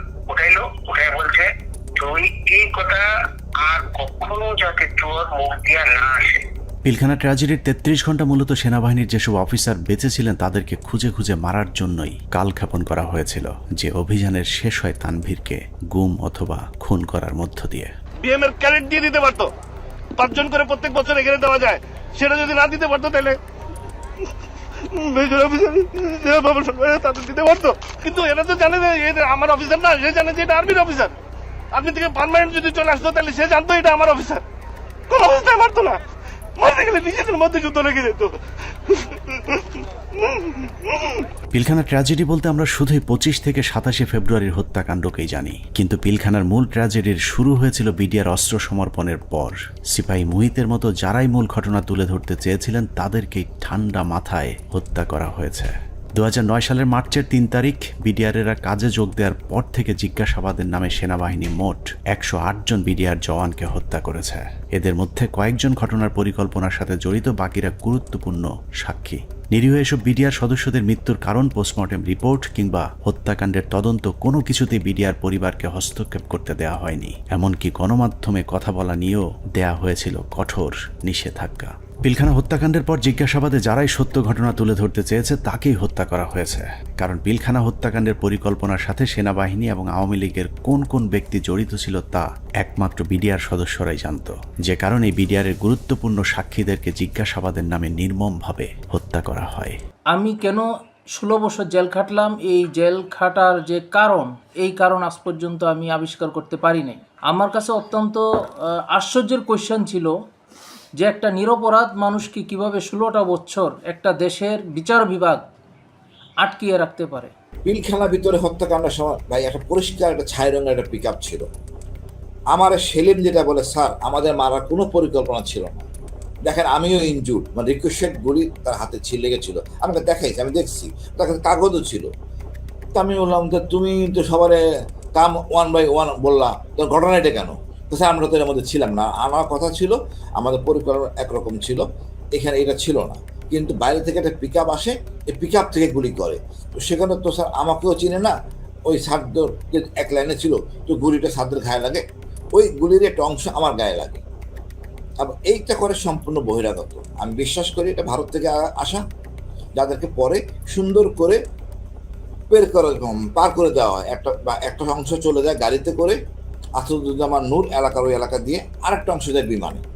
এই অংশটাকে ফলো করে ডিজিএফআই, তাদেরকে ঢুকতে দেওয়া হয়নি এয়ারপোর্টে। আমি সেটা বের হয়ে যায় অ্যাম্বুলেন্সের মাধ্যমে, আঞ্জুমান মফিজের এই অ্যাম্বুলেন্সের মাধ্যমে চলে যায়। তো এটা সম্পূর্ণ বহিরাগত পরিকল্পনা, সহযোগিতা করে আমাদের কিছু সেনাবাহিনী অফিসার, ভিতরে ছিল কর্নেল শামস তার ব্যাটালিয়নের সদস্য, আর বাইরে তো বললাম রেজানুর কাজ করে নাই। আর আমাদের শেখ হাসিনা যদি থাকে জড়িত, কে কি কাজ করবে, কাজ করতে পারে নাই। তবে আমি মনে করি দায়িত্ব পালনের অনীহা, এই কারণে সবাইকে আইনের আওতায় নিয়ে আসা উচিত। আমাদের দুর্ভাগ্য, মইনুল আমাদের সেনাপ্রধান ছিলেন, এটা আমাদের লজ্জা। পরবর্তীতে সেনাপ্রধান থাকেন জেনারেল মুবিন, ইনিও এই অনাচার করে গেছেন। হত্যাকাণ্ডের সবচেয়ে গুরুত্বপূর্ণ সাক্ষী ছিলেন পিলখানা জামে মসজিদের পেশ ইমাম মাওলানা মোহাম্মদ সিদ্দিকুর রহমান। দরবার হলে সেদিন কি ঘটেছিল তার সবচেয়ে কাছ থেকে তিনিই দেখেছিলেন। সে ছিল মেন সাক্ষী। আমাকে বলছে যে আমরা 3 জন মেন সাক্ষী, এখন 3 জন মেন সাক্ষী হান বাঁচায় না মাইরে ফেলাইতে জানি না। আমি বলছি যে তুমি যা যা হয়েছে ওখানে দরবারে যা অফিসাররা বলছে এগুলো বলতে গেলা কেন? বললে কি হবে? সত্যি কথা বলবো না? হাসিনা ইচ্ছে করে মারছে, বলবো না? আমি যদি মরে যাই মরে যাবো, তার অসুবিধা। পিলখানা জামে মসজিদের ইমাম সাহেব শুধু দরবার হল নয়, আরো অনেক কিছু সাক্ষী ছিলেন। ঘটনার কয়েক মাস আগে থেকেই শুক্রবার জুম্মার নামাজের শেষে যেসব গোপন মিটিংগুলো হতো, সেখানে বিডিআরের সৈনিকদের সাথে তাপস, নানক এবং আওয়ামী লীগ নেতা তোরাব আলী সহ অনেককে উপস্থিত থাকতে দেখেছিলেন মসজিদের ইমাম সিদ্দিকুর রহমান। এই ডিসেম্বর মাস থেকে প্রতি শুক্রবার আমাদের মসজিদে আসতো, আইসা নামাজ পড়ে তারপর বলতো কি, মুয়াজ্জিন সাহেব, ইমাম সাহেব আপনারা যান, মুয়াজ্জিন সাহেব আপনি পরে এসে একটু মসজিদ আটকাইয়েন, আমরা একটু কথা বলি। কিছু লোক নিয়ে উনি মসজিদের মাঝখানে বসে কথা বলতো, চারপাশে দরজা আটকাইয়া, তাই ওগুলো বাইরে থেকে শোনার কোনো কায়দা নেই, শোনা যাইতো না। এরকম প্রতি শুক্রবার করতো। ওই যে হাজি সেলিম নাকি ওনার নাম, আমাকে হুজুর যখন বাসায় আসছে দরবার হল থেকে, তারপরে মানে উনি ঘরে পায়চারি করে আর মানে পান খায় আর পাগলের মতো করতেছে যে এইসব কাহিনীর জন্য হয়েছে, এসব তো আমাদের সৈনিকরা করবে না, কখনোই আমাদের সৈনিকরা অফিসারের উপরে আক্রমণ করবে না। যেভাবে গুলি করতে করতে ভিতরে ঢুকে গেছে, আর একজন হিন্দিতে কথা বলে, ইংলিশে কথা বলে, কমেন্ট করে ওদেরকে। পিলখানা জামে মসজিদের পেশ ইমাম তার পরিবারকে জানিয়েছিলেন, দরবার হলে বিডিআরের একজন সৈনিক প্রথমে অস্ত্র ধরলেও প্রথম হত্যা করা হয় বিডিআরের একজন সৈনিককে, যে কারণেই সৈনিকেরা উত্তেজিত হয়ে উঠেছিলেন। তারপরেও বিডিআরের সৈনিকেরা কোনো অফিসারকে গুলি করেননি, বরং একটি আতঙ্কের পরিবেশ তৈরি করতে চেয়েছিলেন। কিন্তু হঠাৎ করেই কয়েকজন অজ্ঞাত মুখোশধারী দরবার হলে ঢুকে অফিসারদেরকে এলো পাতাড়ি গুলি করতে থাকেন। যারা আমাদের সৈনিক তারা কিন্তু উপরে গুলি করছে, তারা কিন্তু ভিতরে গুলি করেনি, গায়ে গুলি করেনি, তাদেরকে গুলি করার অর্ডার দিয়েছে। একজন মানে বলতেছে আমাদের বাসার সামনে থেকে যায় এক বাবুর্চি, হাতে একটা লাঠি। তখন আমার ছেলে আবার ওয়ালের উপর থেকে বলতেছে, আঙ্কেল আপনি লাঠি নিয়ে যান কেন? আমি যদি লাঠি না নিই না আমার নাকি মেরে ফেলবে। এখন এরা ভয়ে এরা অস্ত্র নিছে, কিন্তু এরা গুলি করে নেই। এরা কি করছে, ওই ছাদের দিকে গুলি করছে, উপরে গুলি করছে, এই করিডোরে ওরা বের হয়ে চলে গেছে। ঘটনার পর জিজ্ঞাসাবাদেও ইমাম সাহেব একই কথা বলেছিলেন, কিন্তু বহিরাগতদের হিন্দিতে কথা বলার বিষয়গুলো বাদ দিয়ে সরকারের লিখে দেওয়া সাক্ষী দেওয়ার জন্য ইমাম সাহেবকে চাপ দেওয়া হয়। কিন্তু ইমাম সাহেব সেই চাপে মিথ্যা সাক্ষী দিতে রাজি হননি, যে কারণে তার উপর শুরু হয় শারীরিক এবং মানসিক নির্যাতন। আমাকে স্টেটমেন্ট ওখানে চেঞ্জ করতে বলছে, আপনার স্টেটমেন্ট সবগুলো ডিলিট করে আমরা নতুন যেটা বলবো সেইটা আপনি দেবেন, সেই বয়ান রেকর্ড করব। এটার জন্য খুব চাপ দিয়েছে। চাপ দেওয়ার পর উনি বলছে যে আমি কোনোদিন এটা পাল্টাবো না, কারণ আমি যা চোখে দেখছি এবং আমি যা যা দেখছি, যা যা ঘটনা ঘটছে, এগুলো আমি বলবোই, এটা ছাড়া আমি মিথ্যা কথা বলতে পারবো না। সেটা আপনারা যা করেন করেন। তখন তারা নিয়ে একটা সৈনিকের মানে লজ্জাস্থানে নাকি কারেন্ট দিয়ে শক দেয়, এইটা দেখাইছে তারে। উনি মানে আমি ওই সময় মানে অজ্ঞান হয়ে যাই, এরকম অবস্থা হয়ে গেছিল আমার। আমি মানুষ এরকম কিভাবে করে? তারপরেও ইমাম সাহেব কোনোভাবেই মিথ্যা বলতে রাজি না হয় 2009 সালের 12ই মার্চ জিজ্ঞাসাবাদের জন্য ডেকে নিয়ে যাওয়া হয় তাকে। সেদিনই ছিল তার জীবনের শেষ দিন। নিজের পায়ে হেঁটে যাওয়া মানুষটি পরদিন পরিবারের কাছে লাশ হয়ে ফিরে আসেন। বিডিআর 3টা থেকে 6টা পর্যন্ত কি চিকিৎসা হয়েছে এবং ঢাকা মেডিকেলেও যে কি চিকিৎসা হয়েছে আমরা তো কোনো চিকিৎসার কিছুই জানি না। এবং পোস্টমর্টম রিপোর্ট কি আসলো, আসল রিপোর্ট, যে সেই রিপোর্টটা আমাদেরকে দিল না। পিলখানা জামে মসজিদের পেশিমা মাওলানা রফিকুল ইসলামের মৃত্যুর কারণ হিসাবে পরিবারকে জানানো হয়েছিল হার্ট অ্যাটাক।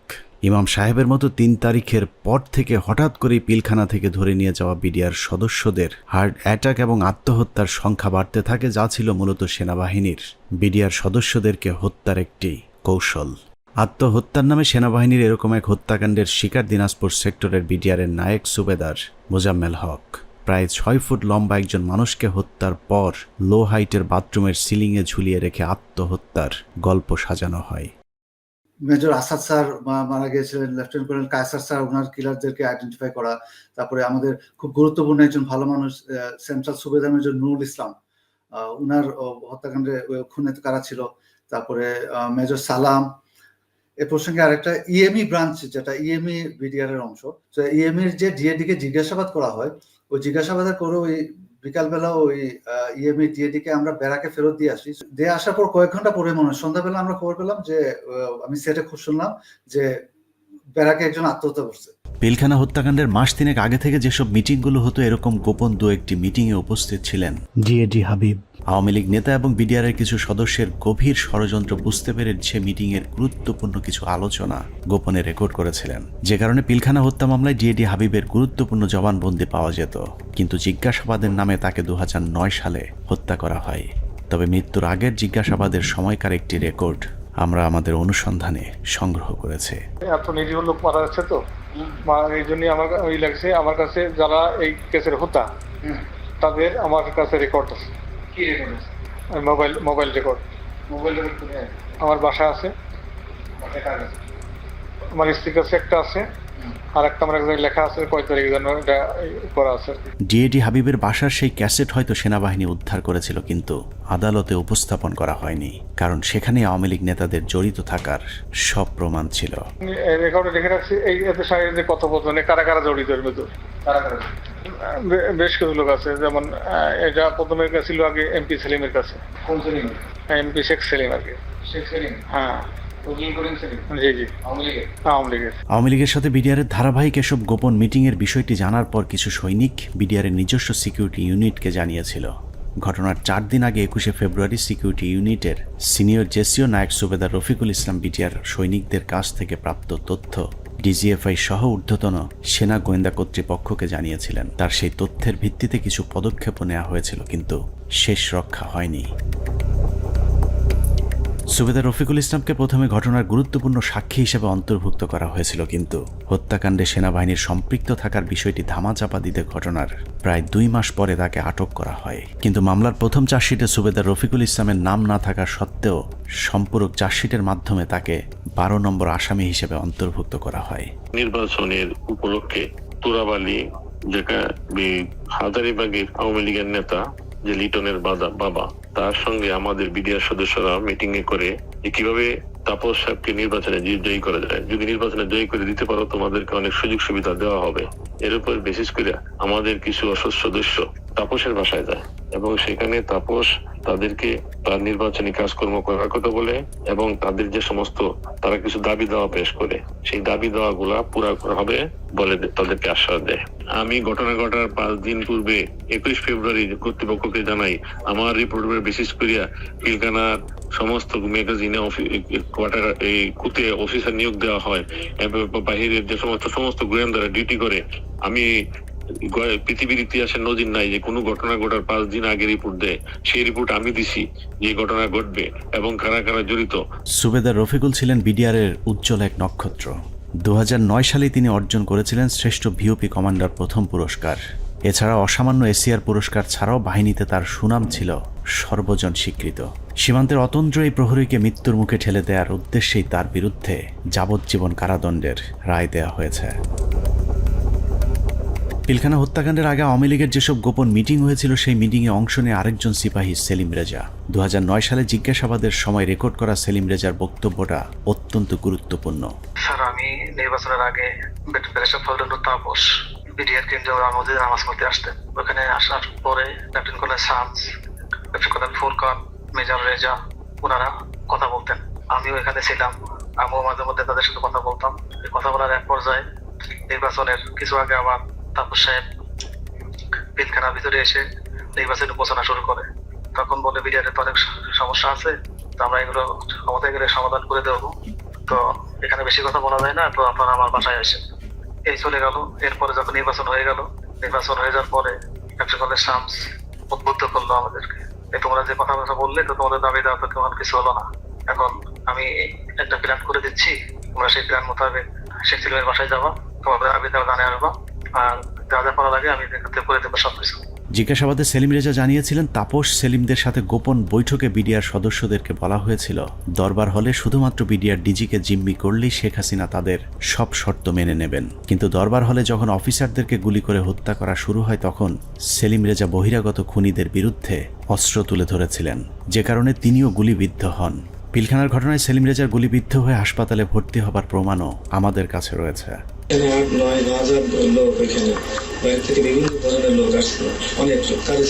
সেলিম রেজা তারপরেও অপরাধী, কারণ তিনি বিডিআরের ডিজিকে জিম্মি করতে চেয়েছিলেন, কিন্তু ফাঁসি হবার মতো অপরাধ সেলিম রেজা করেননি। আওয়ামী লীগ নেতাদেরকে বাঁচাতেই সেলিম রেজার বিরুদ্ধে ফাঁসির রায় দিয়ে তাকে হত্যার পরিকল্পনা করা হয়েছিল। আমি এটা সমতুল্য অফিসারদের জিম্মি করার উদ্দেশ্য নিচ্ছে, কিন্তু হত্যা করার উদ্দেশ্য ছিল না, কাউকে মারার উদ্দেশ্য ছিল না। তো সেই তখন ওই মুহূর্তে আমি তাদেরকে সেভ করতে পারি, বাঁচাতে পারি। এরপরে এসকালার থেকে যারা ছিল তারা লম্বা ছিল, পরশুরাম দেওয়া আমাকে দেশের কোনো সহিত বলে আমার মনে হচ্ছিল না। দেখে ডিজি সাহেব সহ আমাকে গুলি করে। ডিজি সাহেব জায়গায় দরবারের সামনে পড়ে যায়, আর আমার হাতে প্রথমে বুকে লাগে আমার গুলিটা বুলেট প্রুফ থাকায় গুলিটা রিকোয়েস্ট হয়ে মুখের সম্মুখ ভাগ উপরে চলে যায়। আর একটু হলে আমার হয়তো গলায় লাগতো, মানে 3টা গুলি আঘাত আমার গায়ে।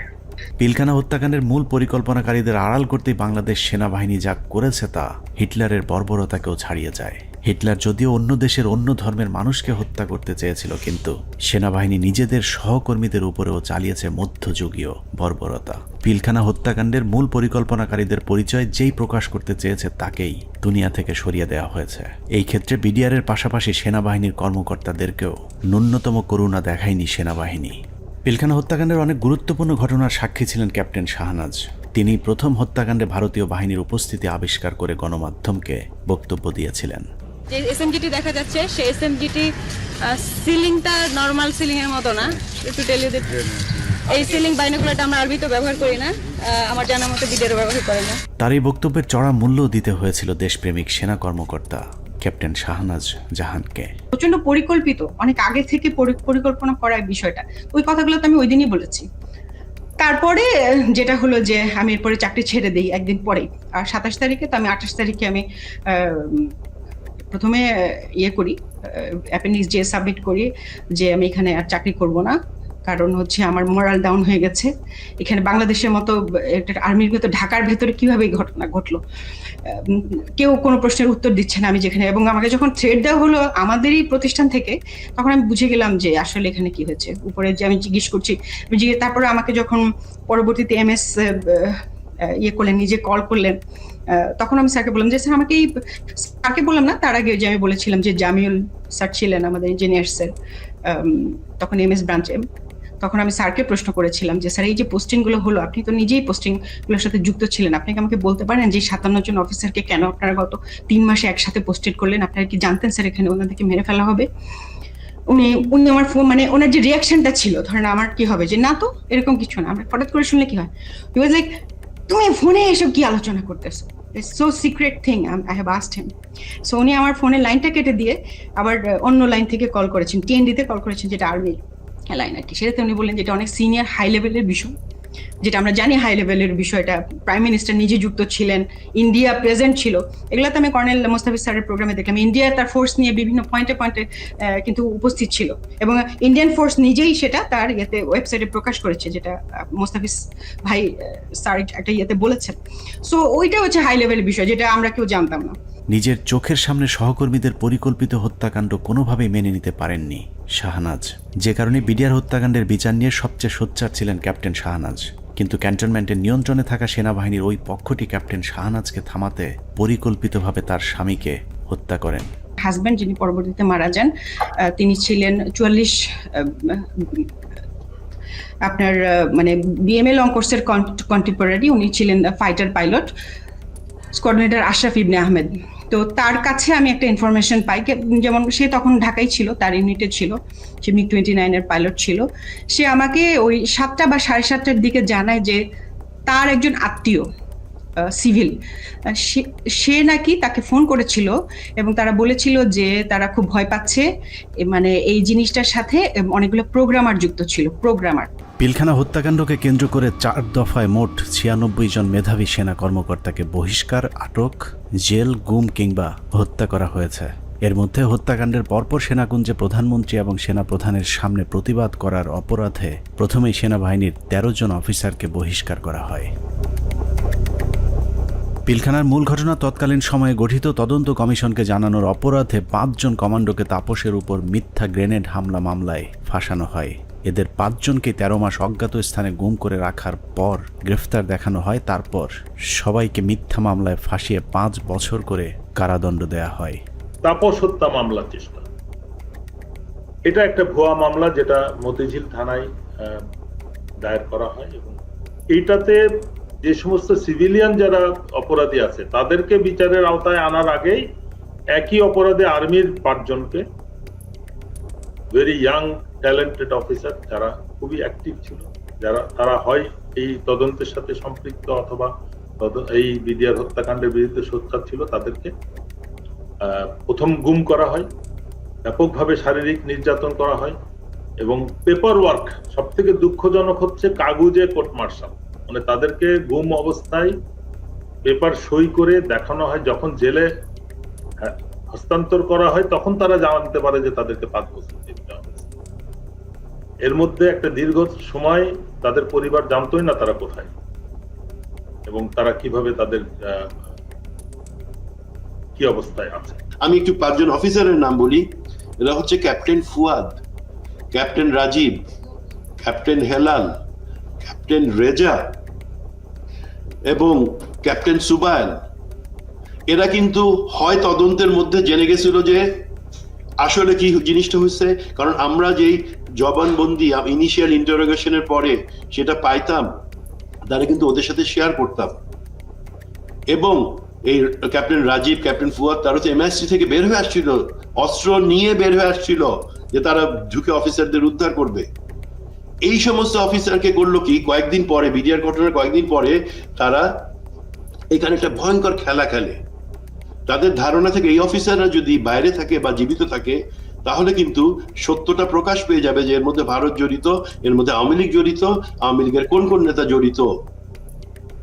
হঠাৎ করে ডিবির মনিরুল ইসলাম এবং র্যাবের তখন লেফটেন্যান্ট কর্নেল জিয়াউল হাসান, খুনি জিয়াউল হাসান, তারা প্রথম আলোর সাথে মিলে একটা চক্রান্ত করলো। চক্রান্তটা কিভাবে, এই যে 5 জন অফিসারের নাম বললাম তারা কিন্তু তখন বিভিন্ন দপ্তরে চাকরি করতেছে, তদন্তে সাহায্য করতেছে, তারা বেশি সবাই কমান্ডো, সবাই বাংলাদেশ সেনাবাহিনীর সব থেকে প্রশিক্ষিত অফিসার, পেশাদার অফিসার, তারা কাজ করতেছে তাদের অফিসে।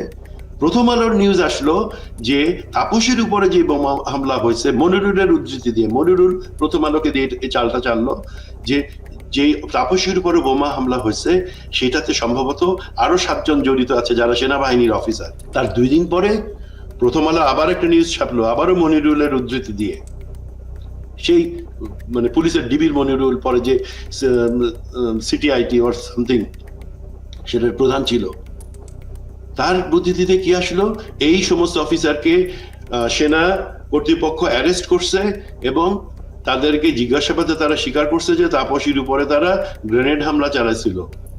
বোমা হামলা চালাইছিল। whereas তখনও কিন্তু সে অফিসাররা পেপার দেখে, তারা অফিসে বসে পেপার দেখে দেখতেছে, প্রথম আলো লিখছে যে তাদেরকে নাকি অ্যারেস্ট করা হয়েছে কয়েকদিন আগে, এবং তারা নাকি স্বীকারোক্তিমূলক জবানবন্দি দিছে যে তারা তাপসকে হত্যার চেষ্টা করছিল। তৃতীয় দফায় 2009 সালের সেপ্টেম্বর মাসে ব্রিগেডিয়ার জেনারেল আজমি সহ 7 জনকে বহিষ্কার করা হয়, যাদেরকে পরবর্তীতে লম্বা সময় গুম রেখে নির্যাতন করা হয়েছে। সবশেষ বিডিআর হত্যাকাণ্ড নিয়ে সরব ছিলেন এরকম অন্য কর্মকর্তাদেরকে চিহ্নিতকরণের কাজ চলতে থাকে। 2011 সালে MI-STর মেজর জিয়া সহ মোট 68 জন সেনা কর্মকর্তাকে মিথ্যা অভ্যুত্থানের অভিযোগ তুলে একসাথে বহিষ্কার করা হয়। এর মধ্যে 4 জনকে ছেড়ে দেওয়া হলেও বাকি 64 জনকে বিভিন্ন মেয়াদে সাজা দেওয়া হয়েছে, যাদের অনেকেই দীর্ঘদিন গুমের শিকার হয়েছিলেন। সবচেয়ে মর্মান্তিক পরিণতি হয়েছিল মেজর জেনারেল রফিক এবং কর্নেল শহীদের, যারা দুজন শেষ মুহূর্ত পর্যন্ত বিডিআর হত্যাকাণ্ডের মূল রহস্য উদ্ঘাটনের চেষ্টা চালিয়ে যাচ্ছিলেন। এই দুজন কর্মকর্তাকে যশোর থেকে জরুরি ভিত্তিতে প্রধানমন্ত্রী PSO-FDর আদেশে ঢাকায় আসতে বলা হয়। হেলিকপ্টারে ঢাকায় আসার পথে সুপরিকল্পিতভাবে দুজনকেই হেলিকপ্টার ক্র্যাশের নাটক সাজিয়ে হত্যা করা হয়। পিলখানা হত্যাকাণ্ডের শেষ শিকার ক্যাপ্টেন তানভীরকে শেখ তাপসের গাড়িতে তুলে দেওয়ার পর তার ভাগ্যে কি ঘটেছে সেটা নিয়েও সেনাবাহিনী কোনো তদন্ত হতে দিতে চায়নি, যে কারণেই অন্য একজনের লাশ ক্যাপ্টেন তানভীর বলে দাফন করা হয়। সেনাবাহিনীর পক্ষ থেকে অপরিচিত একজনের কবরে তানভীরের নাম ফলক বসিয়ে দেওয়া হয়, কিন্তু তানভীরের পরিবার এখনো প্রিয় মানুষের অপেক্ষায়। বললো এখন যদি তুই বাঁচতে চাস তাহলে তুই একটা লাশ নে।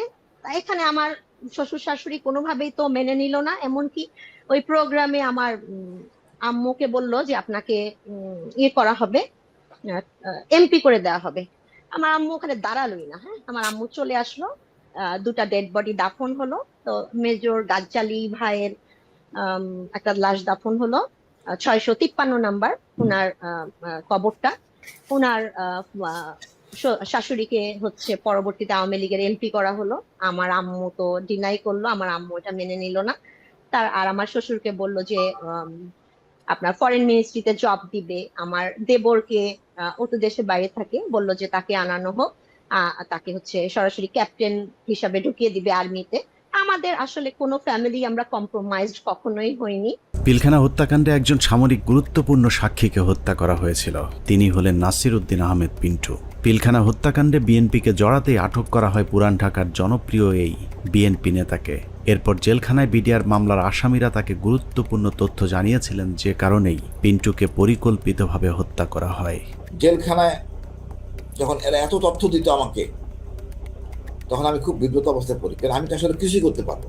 আমি তাদেরকে বলি, পিন্টু ভাই আছে, তাকে সব বলো। উনি তো প্রায় প্রতি সপ্তাহে উনি কোর্টে যান, কোর্টে গেলে তথ্যটা পাস করতে পারবেন। তোমাদের দায়িত্ব পিন্টু ভাইকে বলা। আমার বিশ্বাস, আমি ধারণ করি পিন্টু ভাই সকল তথ্য জানতেন জেলে থাকে, তো সবাই ওখানে আছে, এই জানার জন্য পিন্টু ভাই মারা গেছেন জেলে। হত্যাকাণ্ডের সব সাক্ষীদের নিশ্চিহ্ন করার এই পরিকল্পনা ছিল অত্যন্ত সুদীর্ঘ, বিস্তৃত। বিডিআর সদস্যদেরকে জিজ্ঞাসাবাদের নামে ধরে নিয়ে যাওয়া সেনা কর্মকর্তা, CIDর কর্মকর্তা আব্দুল কাহার আকন্দ সহ অন্য কর্মকর্তারা ডেথ সার্টিফিকেট এবং পোস্টমর্টেমের সাথে জড়িত সকলেই ছিল এই পরিকল্পনার অংশ।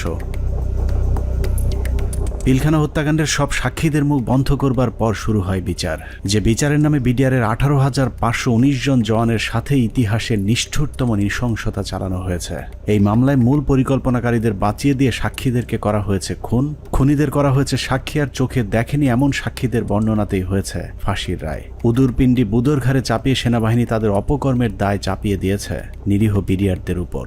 বিচারের নামে বিডিআরের উপর কতটা অবিচার করা হয়েছে তা দেখতে আমরা 2-1 ফাঁসির আসামির বিচারের নমুনা তুলে ধরলেই সবকিছু দিনের মতো পরিষ্কার হয়ে যাবে, যার শুরুটা করব পিলখানা হত্যা মামলার 1 নম্বর আসামিকে দিয়ে। অনুসন্ধানের শুরুতেই ডিএডি সৈয়দ তৌহিদের কথা বলেছিলাম, যিনি পিলখানা হত্যা মামলার 1 নম্বর আসামি। বলা হয়েছে পিলখানা হত্যাকাণ্ডের মূল পরিকল্পনাকারী তিনি। তার ব্যাপারে একটা গল্প সাজানো হয়েছিল। ডিএডি তৌহিদ নাকি ছিলেন জাহাঙ্গীর কবির নানকের বাল্যবন্ধু, তার সাথে মিলে মিশেই ঘটানো হয়েছে পিলখানা হত্যাকাণ্ড। এখন প্রশ্ন হলো, নানকের সাথে মিলেমিশে যদি ডিএডি তৌহিদ হত্যাকাণ্ড ঘটিয়ে থাকেন, তাহলে তৌহিদের যদি ফাঁসি হয়, নানক কিভাবে বেঁচে গিয়েছিলেন? আমার হাজবেন্ড কোনো মন্ত্রী, কোনো MP কারো বাসায় যায় নাই, কোনো মিটিং এ তার নাম নাই, কোথাও সে নাই। প্রধানমন্ত্রীর কাছে সে গেছে, এইখান থেকেই তার শুরু হলো। প্রধানমন্ত্রীর কাছে সে কিভাবে গেল, তাকে কিভাবে নিয়ে যাওয়া হইলো, পরবর্তীতে সে কি করলো, সবকিছুই তো কাগজে কলমে আসছে। তারপরও কেন তাকে 1 নম্বর আসামি বানাইয়ে এত বড় শাস্তি দেওয়া হইলো? ভারতের পরিকল্পনার শেখ হাসিনার পরিচালনায় পিলখানায় যে নাটক মঞ্চস্থ করা হয়েছিল, সেই নাটকে 25 তারিখ বিকেলের শুটিংটুকু বাদ দিলে পুরো নাটকে ডিএডি তৌহিদকে আর কোথাও দেখা যায়নি। তৌহিদ যখন প্রধানমন্ত্রীর আদেশে বিডিআরের ডিজি হয়েছিলেন, সেই সময়টাতে তৌহিদের পরিবার জিম্মি হয়েছিল পিলখানায় আসা বহিরাগত সন্ত্রাসীদের হাতে। দরজা ভেঙে ফেলে আমার দিকে এবং আমার ছেলে মেয়ের দিকে অস্ত্র তাক করে আবার একইভাবে তারা বাসার ভিতরে আপনার খুঁজতে থাকে আমার হাজবেন্ডকে। পরবর্তীতে আমি আমার হাজবেন্ডকে আমি ফোন দিয়ে বলি যে এইভাবে বিদ্রোহীরা আমার বাসায় আসতেছে, বিডিআর এর পোশাক পরা, মুখোশ পরা, আমি তো চিনি না, এরা তোমার ঠিকানা জানতে চায়, না জানাই দিলে আমাদেরকে মেরে ফেলবে, হুমকি দিতেছে। তারপরেও ধরুন ডিএডি তৌহিদ মূল পরিকল্পনা করেছিল, কিন্তু তার বিরুদ্ধে যে অভিযোগ আনা হয়েছে সেখানেও নাটকের পর নাটক সাজানো হয়েছে। ডিএডি সৈয়দ তৌহিদের ফাঁসি হয়েছে মেজর আসাদ হত্যার হুকুমের আসামি হিসেবে, যার সাক্ষীর উপর ভিত্তি করে ডিএডি তৌহিদের ফাঁসির রায় হয়েছে সেই সিপাহীর নাম আনোয়ার হোসেন। সিপাহী আনোয়ার তার দণ্ডবিধির 164 ধারার জবানবন্দিতে বলেছেন, ডিএডি তৌহিদের নির্দেশে মেজর আসাদকে হত্যা করা হয়েছে। সিপাহী আনোয়ার তার জবানবন্দিতে বলেছেন, 25শে ফেব্রুয়ারি আনুমানিক 9:50 সময় ডিএডি তৌহিদ স্যার এসে উত্তেজিত হয়ে নির্দেশ দেন যে তোমরা সকলে অস্ত্রাগারে গিয়ে অস্ত্র নিয়ে আর্মি অফিসারদের খতম করো। ওই সময় আমাদের অফিসের সামনে মার খেতে থাকা মেজর আসাদ স্যার বলেন, আমাকে বাঁচাও, ওরা আমাকে মারছে বলে দৌড়ে দোতলার সিঁড়ির কাছে পড়ে যান। আমি এই দৃশ্য দেখে খুব দ্রুত তার কাছে যাই। তখন তিনি বলেন, আমি মেজর আসাদ, ওরা আমাকে মেরে ফেলবে, আমাকে একটু বাঁচাও ভাই, আমাকে উপরে নিয়ে চলো। আমি তখন মেজর আসাদ স্যারকে ধরে উপরে দোতলায় সিও সাহেবের অফিসে নিয়ে যাই। এর কিছুক্ষণ পরে ডিএডি তৌহিদ ওখানে আসেন এবং আসাদ স্যারকে দেখে তাহাদের ফিনিশ বলে রুম থেকে বের হয়ে যায়। সঙ্গে সঙ্গে হাবিলদার বেলায়েত, নায়েক আসাদ, সিপাহী আমিনার মেজর আসাদ স্যারকে গুলি করে হত্যা করে চলে যায়। আমি টেবিলের নিচে লুকিয়ে থাকা অবস্থায় অস্ত্রধারীদের গুলিতে আহত হই। সিপাহী আনোয়ারের সাজানো গোছানো এই স্ক্রিপ্টটি শুনে অবিশ্বাস করার কোনো উপায় নেই, কিন্তু সমস্যা হলো হাসিনার পরিচালিত নাটকে যেই ডিএডি তৌহিদকে দিয়ে মেজর আসাদকে হত্যা করানো হয়েছে, সেই ডিএডি তৌহিদকে আমরা নাটকের অন্য আরেক জায়গায় আবিষ্কার করেছি। 4 তলায় নিয়ে গেল, টয়লেটের মধ্যে ডিএডি তৌহিদ লুকায় আছে। তো আমি তুমি কি দরবার হলে ছিল না? ও বলল, না স্যার আমি দরবার হলে ছিলাম না। লেফটেন্যান্ট কর্নেল কামরুজ্জামান বিডিআর হত্যাকাণ্ডে বেঁচে ফেরা আর্মি অফিসারদের মধ্যে একজন, যার চোখের সামনে বিডিআরের ডিজি সহ বেশ কয়েকজন কর্মকর্তাকে গুলি করে হত্যা করা হয়, যেই গুলিতে তিনি নিজেও আহত হয়েছিলেন। ডিজি মহোদয় জাস্ট ফার্স্ট স্টেপটা দিলেন, এসে ডিজিকে প্রথমে গুলি করলেন। আমারও একটা গুলি লাগলো এখানে এসে। পিলখানা হত্যাকাণ্ডের অন্যতম সাক্ষী লেফটেন্যান্ট কর্নেল কামরুজ্জামান 25শে ফেব্রুয়ারি তার সাথে ঘটে যাওয়া রোমহর্ষক অভিজ্ঞতার বর্ণনা দিয়েছেন। তার দেয়া সেই জবানবন্দিতে সকাল 9টা থেকে ধারাবাহিক ঘটনা প্রবাহ পড়তে পড়তে দুপুর 2টায় গিয়ে আটকে উঠি, কারণ কিছুক্ষণ আগে সিপাহী আনোয়ারের বর্ণনায় যে ডিএডি তৌহিদের কথা বলা হয়েছে, সেই ডিএডি তৌহিদ সম্পর্কে মেজর কামরুজ্জামান যা লিখেছেন তা যেন বাংলা সিনেমার একই চরিত্রের double part. Lieutenant colonel Kamruzzaman তার 161-এর জবানবন্দিতে বলেছেন, সকাল থেকে তাকে নানাভাবে অপমান, অপদস্থ, ভয়, ভীতি আর মারধরের পর কয়েকজন সিপাহীর সহায়তায় তিনি জীবন বাঁচান। তিনি বলেছেন, কয়েকজন সিপাহীর হাত ঘুরে সবশেষ বিডিআর সদস্যরা তাকে সদর ব্যাটালিয়নের 4র্থ তলায় নিয়ে যায়। সেখানে গিয়েই তিনি বাথরুমের ভেতরে লুকানো অবস্থায় ডিএডি তৌহিদকে দেখতে পান। লেফটেন্যান্ট কর্নেল কামরুজ্জামানের তথ্য অনুযায়ী ডিএডি তৌহিদ কামরুজ্জামানকে বাথরুমের ভেতরে লুকানোর সুযোগ করে দিয়ে নিজে জীবনের ঝুঁকি নিয়ে বাইরে বসেছিলেন, আর সেটাই কাল হয়ে দাঁড়িয়েছিল ডিএডি সৈয়দ তৌহিদের।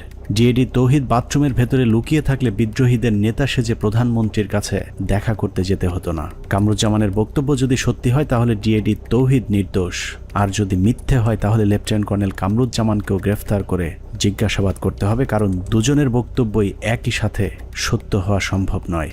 ডিএডি তৌহিদ কিভাবে বিদ্রোহীদের নেতা হয়ে প্রধানমন্ত্রীর সাথে দেখা করতে গিয়েছিলেন সেই বর্ণনা খুঁজে পেয়েছে আরেকজন ডিএডির 164 ধারার জবানবন্দিতে। ডিএডি আব্দুর রহিম তার জবানবন্দিতে বলেছেন, পিকআপ হতে একজন সৈনিক আমাকে মন্ত্রী আসলে কথা বলার জন্য বললে আমি বলি ভেতরে আরও ডিএডি আছেন। এরপর আমি পিকআপ নিয়ে ডিএডি তৌহিদকে খুঁজতে যাই। সদর ব্যাটালিয়নের 4র্থ তলায় তৌহিদ সাহেবকে দেখতে পাই। তারপর তৌহিদ সাহেব বলেন, বাথরুমে আমার প্রাক্তন sector commander lieutenant colonel Kamruzzaman sir লুকিয়ে আছেন। স্যারের সাথে দেখা করি, তারপর ডিএডি তৌহিদ সহ 4 নম্বর গেটে যাই। এভাবেই ডিএডি তৌহিদ পিলখানার কথিত বিদ্রোহের মূল পরিকল্পনাকারী হয়ে গেলেন। ডিএডি আব্দুর রহিম এবং লেফটেন্যান্ট কর্নেল কামরুজ্জামানের জবানবন্দিতে এটা পরিষ্কার যে ডিএডি তৌহিদ 25 তারিখ বিদ্রোহের নেতৃত্ব দেননি, বরং বাথরুমে লুকিয়েছিলেন। যে কারণে পিলখানার ঘটনায় কারো 164 কিংবা 161 ধারার জবানবন্দিতে দরবার হলের কোথাও ডিএডি তৌহিদকে দেখা গেছে এরকম দাবি করেননি। ডিএডি তৌহিদের বিরুদ্ধে যে মেজর আসাদ হত্যার অভিযোগ আনা হয়েছে, আমাদের অনুসন্ধানে সেই মেজর আসাদের পোস্টমর্টেম রিপোর্ট সংগ্রহ করেছিলাম, যেখানে দেখা যায় তার শরীরে ধারালো অস্ত্রের আঘাত পাওয়া গিয়েছিল। কিন্তু সিপাহী আনোয়ার তার জবানবন্দিতে বলেছেন ডিএডি তৌহিদের নির্দেশে হাবিলদার বেলায়েত, নায়েক আসাদ এবং সিপাহী আমিনার 3 জন মিলে গুলি করে মেজর আসাদকে হত্যা করেন। মেজর আসাদের মৃত্যুর বিবরণের কোথাও ধারালো অস্ত্রের ব্যবহারের কথা বলা হয়নি। এখানে আমার হাজবেন্ডের কি অপরাধটা এখানে দেখেন, সে তো পালাইয়া যায় নাই, সে তো কাউকে খুন করে নাই, তার ফ্যামিলির ভিতরে ছিল, ওনাকে অমানবিক নির্যাতন করা হয়েছে। এমন কোন নির্যাতন নাই যে ওনাকে না করা হয়েছে। এখন শরীরের প্রতিটা অঙ্গ প্রত্যঙ্গ ড্যামেজ হয়ে যাইতেছে আস্তে আস্তে। শেখ হাসিনার কাছে নিয়ে যাওয়া প্রতিনিধি দলের আরেক সদস্য ডিএডি মোহাম্মদ আব্দুল জলিল শেখ। হসপিটাল ইউনিটের কোয়ার্টার মাস্টারে কর্মরত থাকা ডিএডি জলিল গোলাগুলির শব্দ শুনে হাসপাতালের অন্য সহকর্মীদের সাথে সিগন্যাল মেসের ভেতরে অবস্থান নিয়েছিলেন। সেখান থেকে বিকেলে প্রধানমন্ত্রীর সাথে সাক্ষাতের জন্য তাকে জোর করে নিয়ে যাওয়া হয়। মুখোশধারী সৈনিক আব্বুকে ধরে গাড়িতে তুলে 4 নম্বর গেটে নিয়ে আসে প্রধানমন্ত্রীর সাথে দাবি দেওয়া নিয়ে আলোচনা করার জন্য। আব্বু সেখানে যেতে না চাইলে আব্বুকে মারধর করা হয় এবং হুমকি দেওয়া হয় যে এখানে তাকে গুলি করে হত্যা করা হবে। 3:30টার দিকে আব্বু আম্মুর ফোনে কল দেন, কল দিয়ে বলেন আব্বুকে যমুনায় নিয়ে যাওয়া হচ্ছে। আমার ছেলে মেয়েগুলোর দায়িত্ব তোমার কাছে দিয়ে গেলাম, আমার ছেলে মেয়েগুলোকে দেখে রেখো। ঘটনার পর থেকে 2 মাস গুম করে রাখার পর ডিএডি জলিলকে গ্রেফতার দেখানো হয়েছিল। এই 2 মাসে জলিলের হাত পায়ের 10 আঙুলের সবগুলো নখ উপড়ে ফেলা অবস্থায় আদালতে তোলা হয়। সেই থেকে 2 পা সোজা করে আর হাঁটার সৌভাগ্য হয়নি ডিএডি আব্দুল জলিল শেখের। র্যাব 1-এ নিয়ে অমানসিক নির্যাতন করা হয়। আব্বুর হাত পায়ের নখ উঠে ফেলা হয়, থেতলে আঙুলগুলো থেতলে ফেলা হয়, পায়ের নখে সুচ ঢোকানো হয়, কারেন্টের শর্ট দেওয়া হয় পেনিসে। ডিএডি জলিলকে যাদের সাক্ষীর উপর ভিত্তি করে ফাঁসি দেওয়া হয়েছে, সেখানে বেশিরভাগ সাক্ষী বলেছে টেলিভিশনে দেখেছি, পত্রিকায় পড়েছি বা অমকের কাছে শুনেছি, কিন্তু কেউ ডিএডি জলিলকে কোথাও কাউকে হত্যা, লুটপাট কিংবা ধর্ষণ করতে দেখেননি। এসব সাক্ষীদের একজন মেজর জায়েদি। তিনি জানিয়েছেন কিভাবে তাকে ডিএডি জলিলের বিরুদ্ধে সাক্ষ্য দেওয়ানো হয়েছে। তাকেও আমি উক্ত এলাকায় দেখেছিলাম এবং আমি শনাক্ত করতে পেরেছিলাম, বাট তার নাম জানতাম না। জেনারেল আজিজ, তদানীন্তন Dhaka sector commander colonel Aziz আমাকে জানিয়েছিলেন উক্ত অফিসারের নাম ডিএডি জলিল। তার মুখ ভর্তি দাড়ি ছিল, চাপা দাড়ি। দাড়িওয়ালা এক ব্যক্তিকে ডিএডি আব্দুল জলিল বানিয়ে ফাঁসি দিয়ে দেওয়া হয়েছে, অথচ আমাদের হাতে 2009 সালে পিলখানা হত্যাকাণ্ডের দিনের একটি ভিডিওতে দেখা যায় ডিএডি জলিলের মুখে কোনো দাড়ি নেই। এখন প্রশ্ন আসতে পারে, পিলখানা হত্যাকাণ্ডের সাথে কি তাহলে কোনো বিডিআর সদস্য জড়িত ছিল না? অবশ্যই ছিল, কিন্তু যারা জড়িত ছিল তাদেরকে এই মামলায় শাস্তি দেওয়া সম্ভব নয়, কারণ মামলার মূল উদ্দেশ্যই ছিল পিলখানা হত্যাকাণ্ডের বাকি কাজ সম্পন্ন করা। এখানে সিপাহী মাহিন এবং লেদার লিটনের মতো হত্যার মূল পরিকল্পনার সাথে জড়িত আসামিকে ভারতে পাঠিয়ে দেওয়া হয়েছে। লেদার লিটনের বাবা সাবেক সুবেদার এবং আওয়ামী লীগ নেতা তোরাব আলীকে সুনির্দিষ্ট অভিযোগ থাকার পরেও ছেড়ে দেওয়া হয়েছিল। অন্যদিকে যারা শুধুমাত্র বিডিআরের ডিজিকে জিম্মির পরিকল্পনার সাথে জড়িত কিন্তু হত্যাকাণ্ডের পরিকল্পনার কথা জানতেন না, তাদের বেশিরভাগকে জিজ্ঞাসাবাদের নামে হত্যা করা হয়েছে। বাদবাকি যারা আছেন তাদেরকেও ফাঁসির রায় দিয়ে হত্যার পরিকল্পনা ছিল, যেন আওয়ামী লীগের কোন কোন নেতা এই হত্যাকাণ্ডের পরিকল্পনার সাথে জড়িত তাদের নাম কেউ জানতে না পারে। পিলখানা হত্যাকাণ্ড যে বিডিআরকে ধ্বংস করে দেওয়ার জন্যই করা হয়েছিল তার প্রমাণ হাস্যকর এই মামলায় 18,519 জন বিডিআর জওয়ানকে আসামি করা। এদের মধ্যে বেশিরভাগ বিডিআর জওয়ান নির্দোষ প্রমাণিত হলেও কাউকেই চাকরি ফেরত দেওয়া হয়নি। উল্টো যাদেরকে ছেড়ে দেওয়া হয়েছে সবার কাছ থেকে বড় অঙ্কের টাকা নিয়ে তারপর তাদেরকে মুক্তি দেওয়া হয়। অনেক অপরাধীকে টাকার বিনিময়ে সাক্ষী বানানো হয়েছে, আবার অনেক নিরীহ বিডিআর সদস্যকে কোনো কারণ ছাড়াই শাস্তি দেওয়া হয়েছে। 2009 সালের 25 ও 26 তারিখে বিডিআর পিলখানায় ঘটে যায় বিডিআর বিদ্রোহের নারকীয় হত্যাকাণ্ড। এই হত্যাকাণ্ডের সময় সে 9 দিনের ছুটিতে বাড়িতে অবস্থান করে।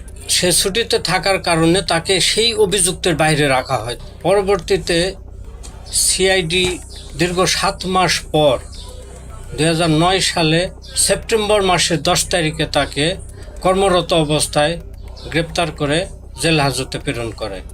এই মামলার বিচার কার্য শুরু হয় বকশীবাজার আলিয়া মাদ্রাসা মাঠে। রায়ে তাকে যাবজ্জীবন কারাদণ্ড দেওয়া হলো। দীর্ঘ শুনানি শেষে 2017 সালে এই মামলার রায় প্রদান করা হয়। রায়ে আমার ছোট ভাই আতিকুর রহমানকে খালাস প্রদান করা হয়। তখন এই জামিনের বিরোধিতা করে রাষ্ট্রপক্ষ সুপ্রিম কোর্টে আপিল করে। এমতো অবস্থায় এখনো পর্যন্ত আমরা কোনোভাবে আমার ছোট ভাইয়ের মুক্তির কোনো ব্যবস্থা করতে পারিনি। আমার ছোট ভাই যে ছুটিতে ছিল, যে সে নির্দোষ, এটি সব কিছুতে প্রমাণ হয়ে গেছে। তাকে মুক্তি দেওয়া আমি মনে করি যে এটা সরকারের দায়িত্ব। এভাবেই চলেছে পিলখানা হত্যাকাণ্ডের বিচারের নামে অবিচার। আতিক থেকে তৌহিদ পিলখানা হত্যাকাণ্ডের বিচারের নামে 18,000 পরিবারের সাথে গেল 16 বছর যা হয়েছে তাই পৃথিবীর ইতিহাসে আর কখনোই হয়েছে কিনা আমাদের জানা নেই। মামলা, তদন্ত, জিজ্ঞাসাবাদ থেকে শুরু করে জবানবন্দি, কোথাও ন্যায় বিচার পায়নি বিডিআরের পরিবারগুলো। একটা ফ্যামিলি ধ্বংস হওয়ার মতো যা যা দরকার সবকিছুই ঘটছে আপনার ফ্যামিলিতে। বাংলাদেশের ইতিহাসে যদি 5 আগস্ট না আসতো তাহলে বিডিআরের এই আর্তনাদ হয়তো উঁচু লাল দালানের বাইরের কেউ শুনতে পেত না। বিডিআরের পরিবার কারো করুণা চায় না, তারা চায় ন্যায় বিচার।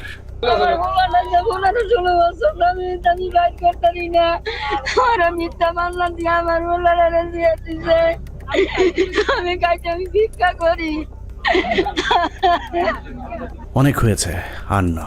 পিলখানা হত্যাকাণ্ড নিয়ে নতুন করে কমিশন তৈরি হয়েছে। আমরা সেই কমিশনের কাছে সুষ্ঠু তদন্ত চাই। আমরা কমিশনের প্রতিদ্বন্দ্বী নই, বরং কমিশনের সুবিধার্থে আমরা পিলখানা হত্যাকাণ্ড নিয়ে গঠিত প্রথম তদন্তের সাথে জড়িত কয়েকজন কর্মকর্তার কিছু পর্যবেক্ষণ দিয়ে অনুসন্ধান শেষ করব। পিলখানা হত্যাকাণ্ডের পরের 2 সপ্তাহ সেনাবাহিনীর একটি অংশ সঠিকভাবে তদন্তের চেষ্টা করেছিল, কিন্তু সেই তদন্ত শেষ হবার আগেই তাদেরকে থামিয়ে দেওয়া হয়। আমি তদন্তকালে যেটা দেখলাম, কিছু বিষয় তদন্তে মনোযোগী হওয়ার কারণে কমিটির অন্যান্যরা আমাকে মোটামুটি একটা হোস্টাইল মেম্বার হিসেবে চিহ্নিত করে এবং অসহযোগিতা শুরু করে এবং আমার কার্যক্রমকে তারা ওপেনলি ডিসক্রেডিট করার চেষ্টা করে। এই পরিস্থিতিতে যখন তারা ব্যর্থ হয় তখন ব্রিগেডিয়ার রফিককে আমাদের তদন্ত কমিটির একজন সদস্য কোনো চাহিদা বা কোনো প্রয়োজন ছাড়াই আমার সিনিয়র তাকে সম্পৃক্ত করে, যেহেতু উনি সিনিয়র, উনি সম্পূর্ণ দায়িত্বটা নিয়ে নেন এবং পরবর্তীতে রিপোর্ট সাবমিট করেন। তদন্তকারী দল একটি বিষয় লক্ষ্য করেন যে পিলখানা হত্যাকাণ্ডে যাদেরকে হত্যা করা হয়েছে তাদের বেশিরভাগকে খুব সম্প্রতি বিডিআরে বদলি করা হয়েছিল। এই বদলির সাথে যারা সম্পৃক্ত ছিল তাদেরকে সন্দেহভাজন মনে করেন তদন্তকারী ওই সেনা কর্মকর্তারা। পিলখানা হত্যাকাণ্ডের বহুল আলোচিত নাম কর্নেল রেজা নূর, যিনি ঘটনার একদিন আগে একরকম জোর করে কর্নেল গুলজারকে র্যাব থেকে বিডিআরে পাঠান। পিলখানায় গন্ডগোলের খবর শুনে ঘটনাস্থলে যাওয়া প্রথম দলটি ছিল র্যাবের এডিজি রেজা নূর র্যাবের ওই দলটিকে পিলখানায় ঢুকতে বাধা দিয়েছিলেন। কর্নেল গুলজার ওই সময়টাতে র্যাবে পোস্টিং থাকলে পরিস্থিতি অন্যরকম হতে পারত। এইখানে মেইন গেটে শামসাররা ছিলেন, র্যাব 2 ছিল, মানে র্যাব 2 প্লাস হচ্ছে মানে শামসার অলরেডি বলেছেন যে মানে আয়ত্তের মধ্যেই ছিল, কিন্তু কোনোভাবেই অর্থাৎ রেজানুর খান স্যারের সঙ্গে উনি আবার মানে আমার আগের সিও ছিলেন, সেই হিসেবে স্যারের সঙ্গে আমারও কথা হয় যে স্যার এই ব্যাপার তো এটা আমরা ইয়ে করতে পারি, কোনোভাবেই মানে এটা অপারেশন করার কোনো মানে উনি কোনো পারমিশন দেননি। পিলখানা হত্যাকাণ্ডে শহীদদের একটা বড় অংশ ছিলেন যারা ভারতের সাথে ব্রহ্মমারি এবং পাদুয়া যুদ্ধে অংশ নিয়েছিলেন, যে কারণে তদন্তকারীদের সন্দেহ আরও প্রকট হয়। অতএব হঠাৎ করে এতগুলো পোস্টিং কি কারণে কেন হয়েছিল সেটা খতিয়ে দেখতে হবে। তখন আমি স্যারকে প্রশ্ন করেছিলাম যে স্যার এই যে পোস্টিংগুলো হলো, আপনি তো নিজেই পোস্টিংগুলোর সাথে যুক্ত ছিলেন, আপনি কি আমাকে বলতে পারেন যে 57 জন অফিসারকে কেন আপনারা গত 3 মাসে একসাথে পোস্টেড করলেন? আপনারা কি জানতেন স্যার এখানে ওনাদেরকে মেরে ফেলা হবে? উনি আমার ফোন মানে ওনার যে রিয়াকশনটা ছিল, ধরেন আমার কি হবে যে না তো এরকম কিছু না, আমরা হঠাৎ করে শুনলে কি হয়, হি ওয়াজ লাইক তুমি ফোনে এসব কি আলোচনা করতেছো, it's so secret thing, I have asked হিম। পিলখানা হত্যাকাণ্ডের সময় আওয়ামী লীগের ছোট একজন নেতা বড় ভূমিকা পালন করেছিল, যার নাম মির্জা আজম। সেনাবাহিনীর সূত্র মনে করে মির্জা আজমের বোন জামাই শায়েখ আব্দুর রহমানকে ফাঁসিতে ঝুলানোর প্রতিশোধ হিসেবেই পিলখানা হত্যাকাণ্ডে যুক্ত হয়েছিলেন মির্জা আজম। উল্লেখ্য, বাংলা ভাই এবং শায়েখ আব্দুর রহমানকে জঙ্গি আস্তানা থেকে গ্রেফতারের মূল নায়ক ছিলেন কর্নেল গুলজার। যে কারণে পিলখানা হত্যাকাণ্ডের পর গঠিত তদন্ত কমিটি মির্জা আজমকে বিভিন্ন বিষয় নিয়ে জিজ্ঞাসাবাদও করেছিল। এই অফিসারগুলো সবাই অপারেশনাল ছিল, অপারেশনাল সাউন্ড ছিল, তাদেরকে সেরকম আর্মি ইনস্টিটিউশনগুলোতে না দিয়ে কেন বিজিবিতে দেওয়া হলো? এটা তার মানে তারা জানতো। এখানে সামরিক সচিবকে জিজ্ঞেস করা উচিত যে আপনাকে কে নির্দেশ দিয়েছিল এই পোস্টিং অর্ডারগুলো দেওয়ার জন্য। সো তাদেরকে আসলে আওতায় আনা উচিত।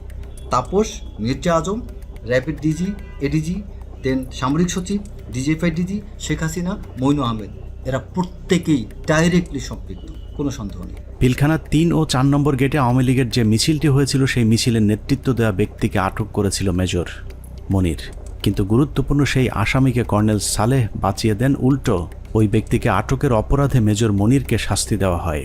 অতএব কর্নেল সালেহকে আটক করলেই জানা যাবে কেন তিনি সেই আসামিকে ছাড়িয়ে নিয়েছিলেন। ওই ছেলেটাকে যখন আমি আপনার অ্যারেস্ট করে নিয়ে আসছি, তো প্রতিমধ্যেই আমি একটা কাজ করেছিলাম, স্বাভাবিক কারণে আমি তখন কথাবার্তা বলতে থাকি, জিজ্ঞাসাবাদ করতে থাকি। তো আমি তখন তাকে একটা তাৎক্ষণিক জিজ্ঞাসাবাদ করেছিলাম যে তোমাকে কি আদেশ দিয়েছিল মিছিল করার জন্য। তো ছেলেটা খুব স্বাভাবিকভাবে বললো যে আমাকে তো ভাই বলছে। ভাই মানে কোন ভাই? বললো যে তাপস ভাই আমাকে বলছে যে তুমি একটা মিছিল নিয়ে ঢুকবা। তো আমি তো সেই ওনার কথা অনুযায়ী তো কথা বলতে পারি না, বলছে তো আমাকে করতে হয়। তো আমি তখন একটা মিছিল নিয়ে ওখানে ঢুকলাম, কিন্তু মিছিল নিয়ে ঢুকে যখন আমি বের হয়ে যাই, তো তখন ওই মিছিলের সাথে দেখলাম আমাদের যুবলীগের অনেক ছেলে পেলে, আমাদের এলাকার নেতাকর্মী তখন আমার মিছিলের সাথে বের হয়ে আসলো। পিলখানার লগবুক অনুযায়ী ঘটনার দিন সকাল 6:30 পিলখানার ভেতরে প্রবেশ করেন এবং 7টায় বেরিয়ে আসেন তৎকালীন শিল্পমন্ত্রী দিলীপ বড়ুয়া। আধা ঘন্টার সময় তিনি কাদের সাথে কি কথা বলেছেন সেটা বের করতে হবে। আওয়ামী লীগের সাবেক আরেক এমপি মুশতাক আহমেদ রুহির সরাসরি হত্যাকাণ্ডে জড়িত থাকার প্রমাণ পেয়েছিল সেনাবাহিনীর ওই তদন্তকারী দলটি, যে কারণে তাকে উত্তরা থেকে গ্রেফতার করেছিলেন র্যাব 1-এর সিও মেজর মনির, কিন্তু আটকের কয়েক ঘন্টার মধ্যেই তাকে ছাড়তে বাধ্য করা হয়। আওয়ামী লীগের আরও ডজনখানেক মন্ত্রী প্রতিমন্ত্রীর নাম জিজ্ঞাসাবাদের তালিকায় ছিল, কিন্তু তাদের বিরুদ্ধে পরবর্তীতে কোনো ব্যবস্থা নেওয়া হয়নি। এর মধ্যে সাবেক স্বরাষ্ট্র প্রতিমন্ত্রী সোহেল তাজ ছিলেন অন্যতম সন্দেহভাজন পরিকল্পনাকারী, যিনি পর্দার আড়ালে থেকে ঠান্ডা মাথায় ভারতীয় গোয়েন্দা সংস্থার সাথে যুক্ত হয়েছিলেন। সেনাবাহিনী সূত্র জানিয়েছে সোহেল তাজ পিলখানা হত্যাকাণ্ডের আগে বিদেশে যাবার কথা বললেও সে ঢাকা বিমানবন্দর থেকে সিলেটে গিয়ে সেখান থেকে আবারও হেলিকপ্টারে ঢাকায় ফেরত আসেন। পিলখানার ঘটনায় ভারতের সাথে যোগাযোগ রক্ষায় গুরুত্বপূর্ণ ভূমিকা পালন করেছেন সোহেল তাজ।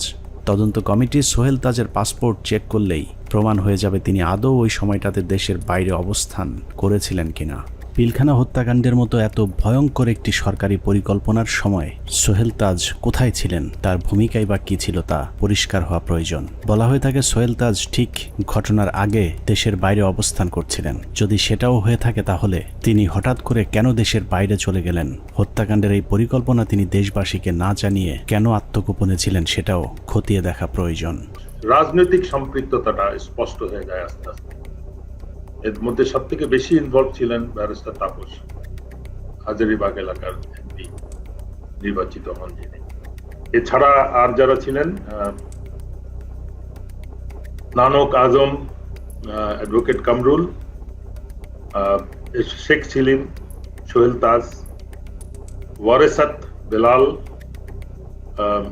রুহি, দেন মাহবুবা রাগিনী, শেগুপ্তা ইয়াসমিন এমিলি এবং সুবেদার তোরাব আলী অবসরপ্রাপ্ত বিজিআরের সদস্য। ভারতীয় পরিকল্পনার বাস্তবায়নের বাংলাদেশ প্রান্তে নেতৃত্ব দিয়েছেন স্বয়ং শেখ হাসিনা নিজে। সকাল থেকে শেখ হাসিনা 3 বাহিনীর প্রধানকে নিয়ে যমুনায় অবস্থান করেছেন। ভারতীয় পরিকল্পনা বাস্তবায়নে শেখ হাসিনা সার্বক্ষণিক ভারতের সাথে যোগাযোগ রক্ষা করেছেন এবং যে কোনো পরিস্থিতিতে শেখ হাসিনাকে বাঁচানোর জন্যও ভারতীয় এয়ারফোর্স প্রস্তুত ছিল বলে প্রমাণ পেয়েছিল সেনা কর্মকর্তারা। 6 প্যারাশুট রেজিমেন্ট, এটা হচ্ছে গিয়ে, এটার লোকেশন হচ্ছে গিয়ে আপনার কলকাতায় কালিকমন্দ এয়ারপোর্টে, এয়ার স্ট্রিপে। ওরা স্পিয়ার হেডের নিরাপত্তা থাকে। ওইখানে একটা কোম্পানি ছিল, ওই কোম্পানির কমান্ডার ছিলেন মেজর কামালদীপ সিং। তাদের একটা রেজিমেন্ট, প্যারাশুট রেজিমেন্ট, 5টার সময় যখন তারা রেডি হয় একটা কোম্পানি, 8টার মধ্যে তাদের একটা ফুল রেজিমেন্ট রেডি হয়। যে রেজিমেন্ট পরবর্তী আমরা জানতে পারি যে ওই রেজিমেন্টের এইম ছিল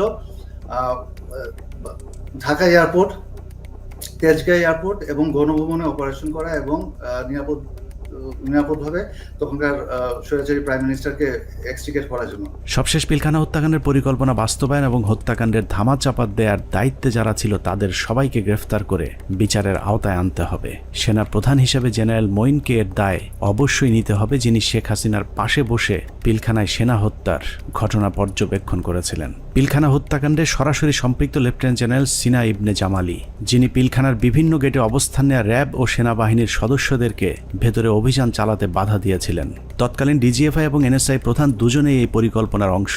বিশেষ করে ডিজিএফআইয়ের তৎকালীন মহাপরিচালক মেজর জেনারেল মোল্লা ফজলে আকবর হত্যাকাণ্ডের পর খুনিদের পিলখানা থেকে বের করে দেওয়ার বিষয়টি সেনাবাহিনীর চোখের সামনেই ঘটেছে। খুব নাটকীয়ভাবে বিডিআর এর ভেতরে বিভিন্ন ইলেকট্রিসিটি লাইন কেটে দিয়ে গেট খুলে দেওয়া হয় ইচ্ছাভাবে, মানে ইচ্ছা করে, যাতে সৈনিকরা পালিয়ে যেতে পারে। তো সেই সময় আমি বলেছিলাম যে র্যাবের এক অফিসার ক্যাপ্টেন আশিক স্যার, যিনি ইঞ্জিনিয়ার্সে আমাদের সাথে ছিলেন, ক্যাপ্টেন আশিক স্যার আবার আমার সাথে 8 ইঞ্জিনিয়ার্সে চাকরি করেছেন রংপুর ক্যান্টনমেন্টে। এরপর ওনার র্যাবে পোস্টিং পায়, কিন্তু আমি স্যারকে চিনতাম। স্যার কিছু সৈনিককে যখন পালিয়ে যাচ্ছে উনি না বুঝে ওদেরকে ধরে নিয়ে আসেন পিকআপে করে, র্যাবের পিকআপে করে আমাদের আবাহনী মাঠে আসেন। তো ওইখানে কিছু মানে ওই সময় একদম ফার্স্ট হ্যান্ড ওদের মুখ থেকে তো আমরা কিছু সাক্ষী কথাবার্তা শুনে ফেলতে পারি। এই ভয়ে মানে আমি ধারণা করি যে ওখানে আমার মনে আছে যে এরকম অনেক অফিসাররা, অনেক সৈনিকরা আমরা দাঁড়িয়ে আছি, ওর মধ্যে স্যার আসলেন পিকআপে করে তাদেরকে নিয়ে। তখন ওই অন্ধকারের ভেতরে এদিকে তো আমরা খুব অস্থির, প্রচন্ড মানে সবাই ইমোশনাল, কি হচ্ছে ভিতরে এগুলো নিয়ে যখন আমরা চিন্তা করছি বা কথা বলছি, সেই সময় দুজন সিনিয়র অফিসার ওনারা দুটো ক্যাম্প স্টুল নিয়ে এক জায়গায় বসায় এবং ওনাদেরকে দেখে খুবই মানে শান্তই মনে হচ্ছে, খুব একটা যে ওনারা চিন্তিত বা পাইচারি করছেন এরকম না। তা আমি আবার আমার পরিচিত আরেক সিনিয়র স্যারকে বললাম যে স্যার এই স্যার দুজন কারা, যে একটু দূরে বসে আছে, বোঝা যায় যে অনেক সিনিয়র, মানে আমাদের সিনিয়র লেভেলের কেউ হবেন, মেজর জেনারেল বা তার উপরে। উনি বললেন যে ওই যে ডান পাশে যাকে দেখতেছো উনি হচ্ছে ডিজিএফআই, আর ওই পাশে যে দেখতেছো বাম পাশে উনি ডিজিএনএসএল। এবং ডিজিএফআই যাকে বলেন উনি তখন উঠে এসে ইয়েকে বকাঝকা করেন ক্যাপ্টেন আশিক স্যারকে যে তুমি কার পারমিশনে এদেরকে ধরে নিয়ে আসছো। পিলখানার বাইরে থেকে নির্বিঘ্ন হত্যাকাণ্ড চালাতে সহায়তা করেছেন ডিজিএফআইয়ের মামুন খালেদ, ব্রিগেডিয়ার জেনারেল ইমরুল কায়েস এবং কর্নেল সালেহ, সকলেই মাঠে থেকে পিলখানা হত্যাকাণ্ডের পরিকল্পনা বাস্তবায়ন করেছেন। ভেতরে লুকিয়ে থাকা বিভিন্ন কর্মকর্তাদের ফোন লোকেশন খুনিদেরকে দেওয়ার দায়িত্ব তারাই পালন করেছিলেন। 25 তারিখ রাতে 12টার দিকে হবে, আমি তখন মাঠে বসা, আমি ব্রিগেডিয়ার জেনারেল হাকিম, ইমরুল কায়েস ডাইরেক্টর সিটিআইবি, উনি তখন ওই মাঠে আসছিলেন। তো উনি মাঠে এসে বলল যে তোমাদের জানা মতো যদি কেউ থাকে, যে ভিতরে থাকে, তোমাদের কাছে কোনো ফোন আসে, তাহলে সেটা আমাদেরকে জানাও, কারা কারা কিভাবে কি আসে, তো সেটা আমরা জানিয়ে দিব। 44 রাইফেলস ব্যাটালিয়নের অধিনায়ক লেফটেন্যান্ট কর্নেল শামস পিলখানার ভেতরে থেকে মূল নেতৃত্ব দিয়েছেন। মূলত 44 নম্বর ব্যাটালিয়ন পুরো বিদ্রোহের নেতৃত্ব দিয়েছিল, যে কারণে পিলখানা হত্যাকাণ্ডে 44 রাইফেলস ব্যাটালিয়নের কোনো সেনা কর্মকর্তা ওই দিন মারা যায়নি। নিরীহ সিপাহীদেরকে মিথ্যা স্বপ্ন দেখিয়ে বিদ্রোহে অংশ নিতে উদ্বুদ্ধ করা লেফটেন্যান্ট জেনারেল শামস পিলখানা থেকে বাইরে এসেই শেখ হাসিনাকে ধন্যবাদ জানিয়েছিলেন, অথচ ভেতরে তখন 57 সেনা কর্মকর্তার বিকৃত লাশ পড়েছিল। পিলখানা হত্যাকাণ্ডের পুরস্কার হিসেবে লেফটেন্যান্ট কর্নেল শামসকে পরবর্তীতে সেনাবাহিনীর গুরুত্বপূর্ণ পদে পদায়ন করা হয়েছিল, যা অত্যন্ত রহস্যজনক। যে মাননীয় প্রধানমন্ত্রীর অ্যাড্রেসটা আসলে সেখানে এদের অস্ত্র জমা দেওয়ার ক্ষেত্রে একটা টনিক হিসাবে কাজ করেছে। আমি মাননীয় প্রধানমন্ত্রীকে আসলে ধন্যবাদ জানাবো। আমাদের হাতে আসা তথ্য বলছে 2009 সালের 25শে ফেব্রুয়ারি পিলখানার দরবার শুরুর ঘণ্টা তিনেক আগে সকাল 6টায় হঠাৎ করে বিডিআরের কেন্দ্রীয় কোতের দায়িত্ব পরিবর্তন করে মেজর রিয়াজকে দেওয়া হয়েছিল, যার বিরুদ্ধে পিলখানা হত্যাকাণ্ডে সম্পৃক্ত থাকার সুনির্দিষ্ট প্রমাণ পেয়েছিল তৎকালীন তদন্তকারী সেনা কর্মকর্তারা। তাকে দ্রুত গ্রেফতার করলে গুরুত্বপূর্ণ তথ্য পাওয়া যাবে। পিলখানা হত্যাকাণ্ডের 2 দিন পর ব্রিগেডিয়ার জেনারেল মইনুল ইসলামকে মেজর জেনারেল পদোন্নতি দিয়ে বিডিআরের ডিজি বানানো হয়েছিল। ডিজি হয়েই হত্যাকাণ্ডের সব আলামত নষ্টের পুরো দায়িত্ব পালন করেছিল মেজর জেনারেল মইনুল ইসলাম। পিলখানায় হত্যাকাণ্ড বাস্তবায়ন, তদন্তে বাধা, জিজ্ঞাসাবাদের নামে সৈনিক এবং সেনাবাহিনীর কর্মকর্তাদের নির্যাতনের দায়িত্ব পালন করেছে এমন আরও কয়েকজনের তালিকা আমাদের হাতে এসেছে। এদের মধ্যে র্যাব 2 এর তৎকালীন CEO lieutenant colonel Salauddin Bir Protik, brigadier general Moazzem, brigadier Saidur Rahman, brigadier Mukim, colonel Imran Ibne Rouf, lieutenant colonel Sharafat, যারা 57 সেনা কর্মকর্তা হত্যার আসল রহস্য ধামাচাপা দিতে সেনাবাহিনীর 96 জন এবং বিডিআরের অসংখ্য পরিবারের উপর চরম জুলুম নির্যাতন চালিয়েছেন। 16 বছরে বিডিআরের এরকম অনেক পরিবার আছে যারা পেট বাঁচাতে রাস্তায় ভিক্ষা করতে নেমেছে। আমাদের অনুসন্ধানে কোনো অপরাধীকে বাঁচাতে চাইনি কিংবা নির্দোষীকে ফাঁসাতেও চাইনি। আমরা আসলেই একটা সুষ্ঠু তদন্ত সাপেক্ষে বিচার চাই, যেই বিচারে শুধুই বিডিআর নয়, সব খুনিদের বিচার হবে। নিরীহ বিডিআরদেরকে দ্রুত মুক্তি দেওয়া হবে এবং যারা নিরপরাধ ছিল তাদেরকে আবারও চাকরি সহ সকল সুযোগ সুবিধা ফেরত দিতে হবে। আল্লাহ হাফেজ।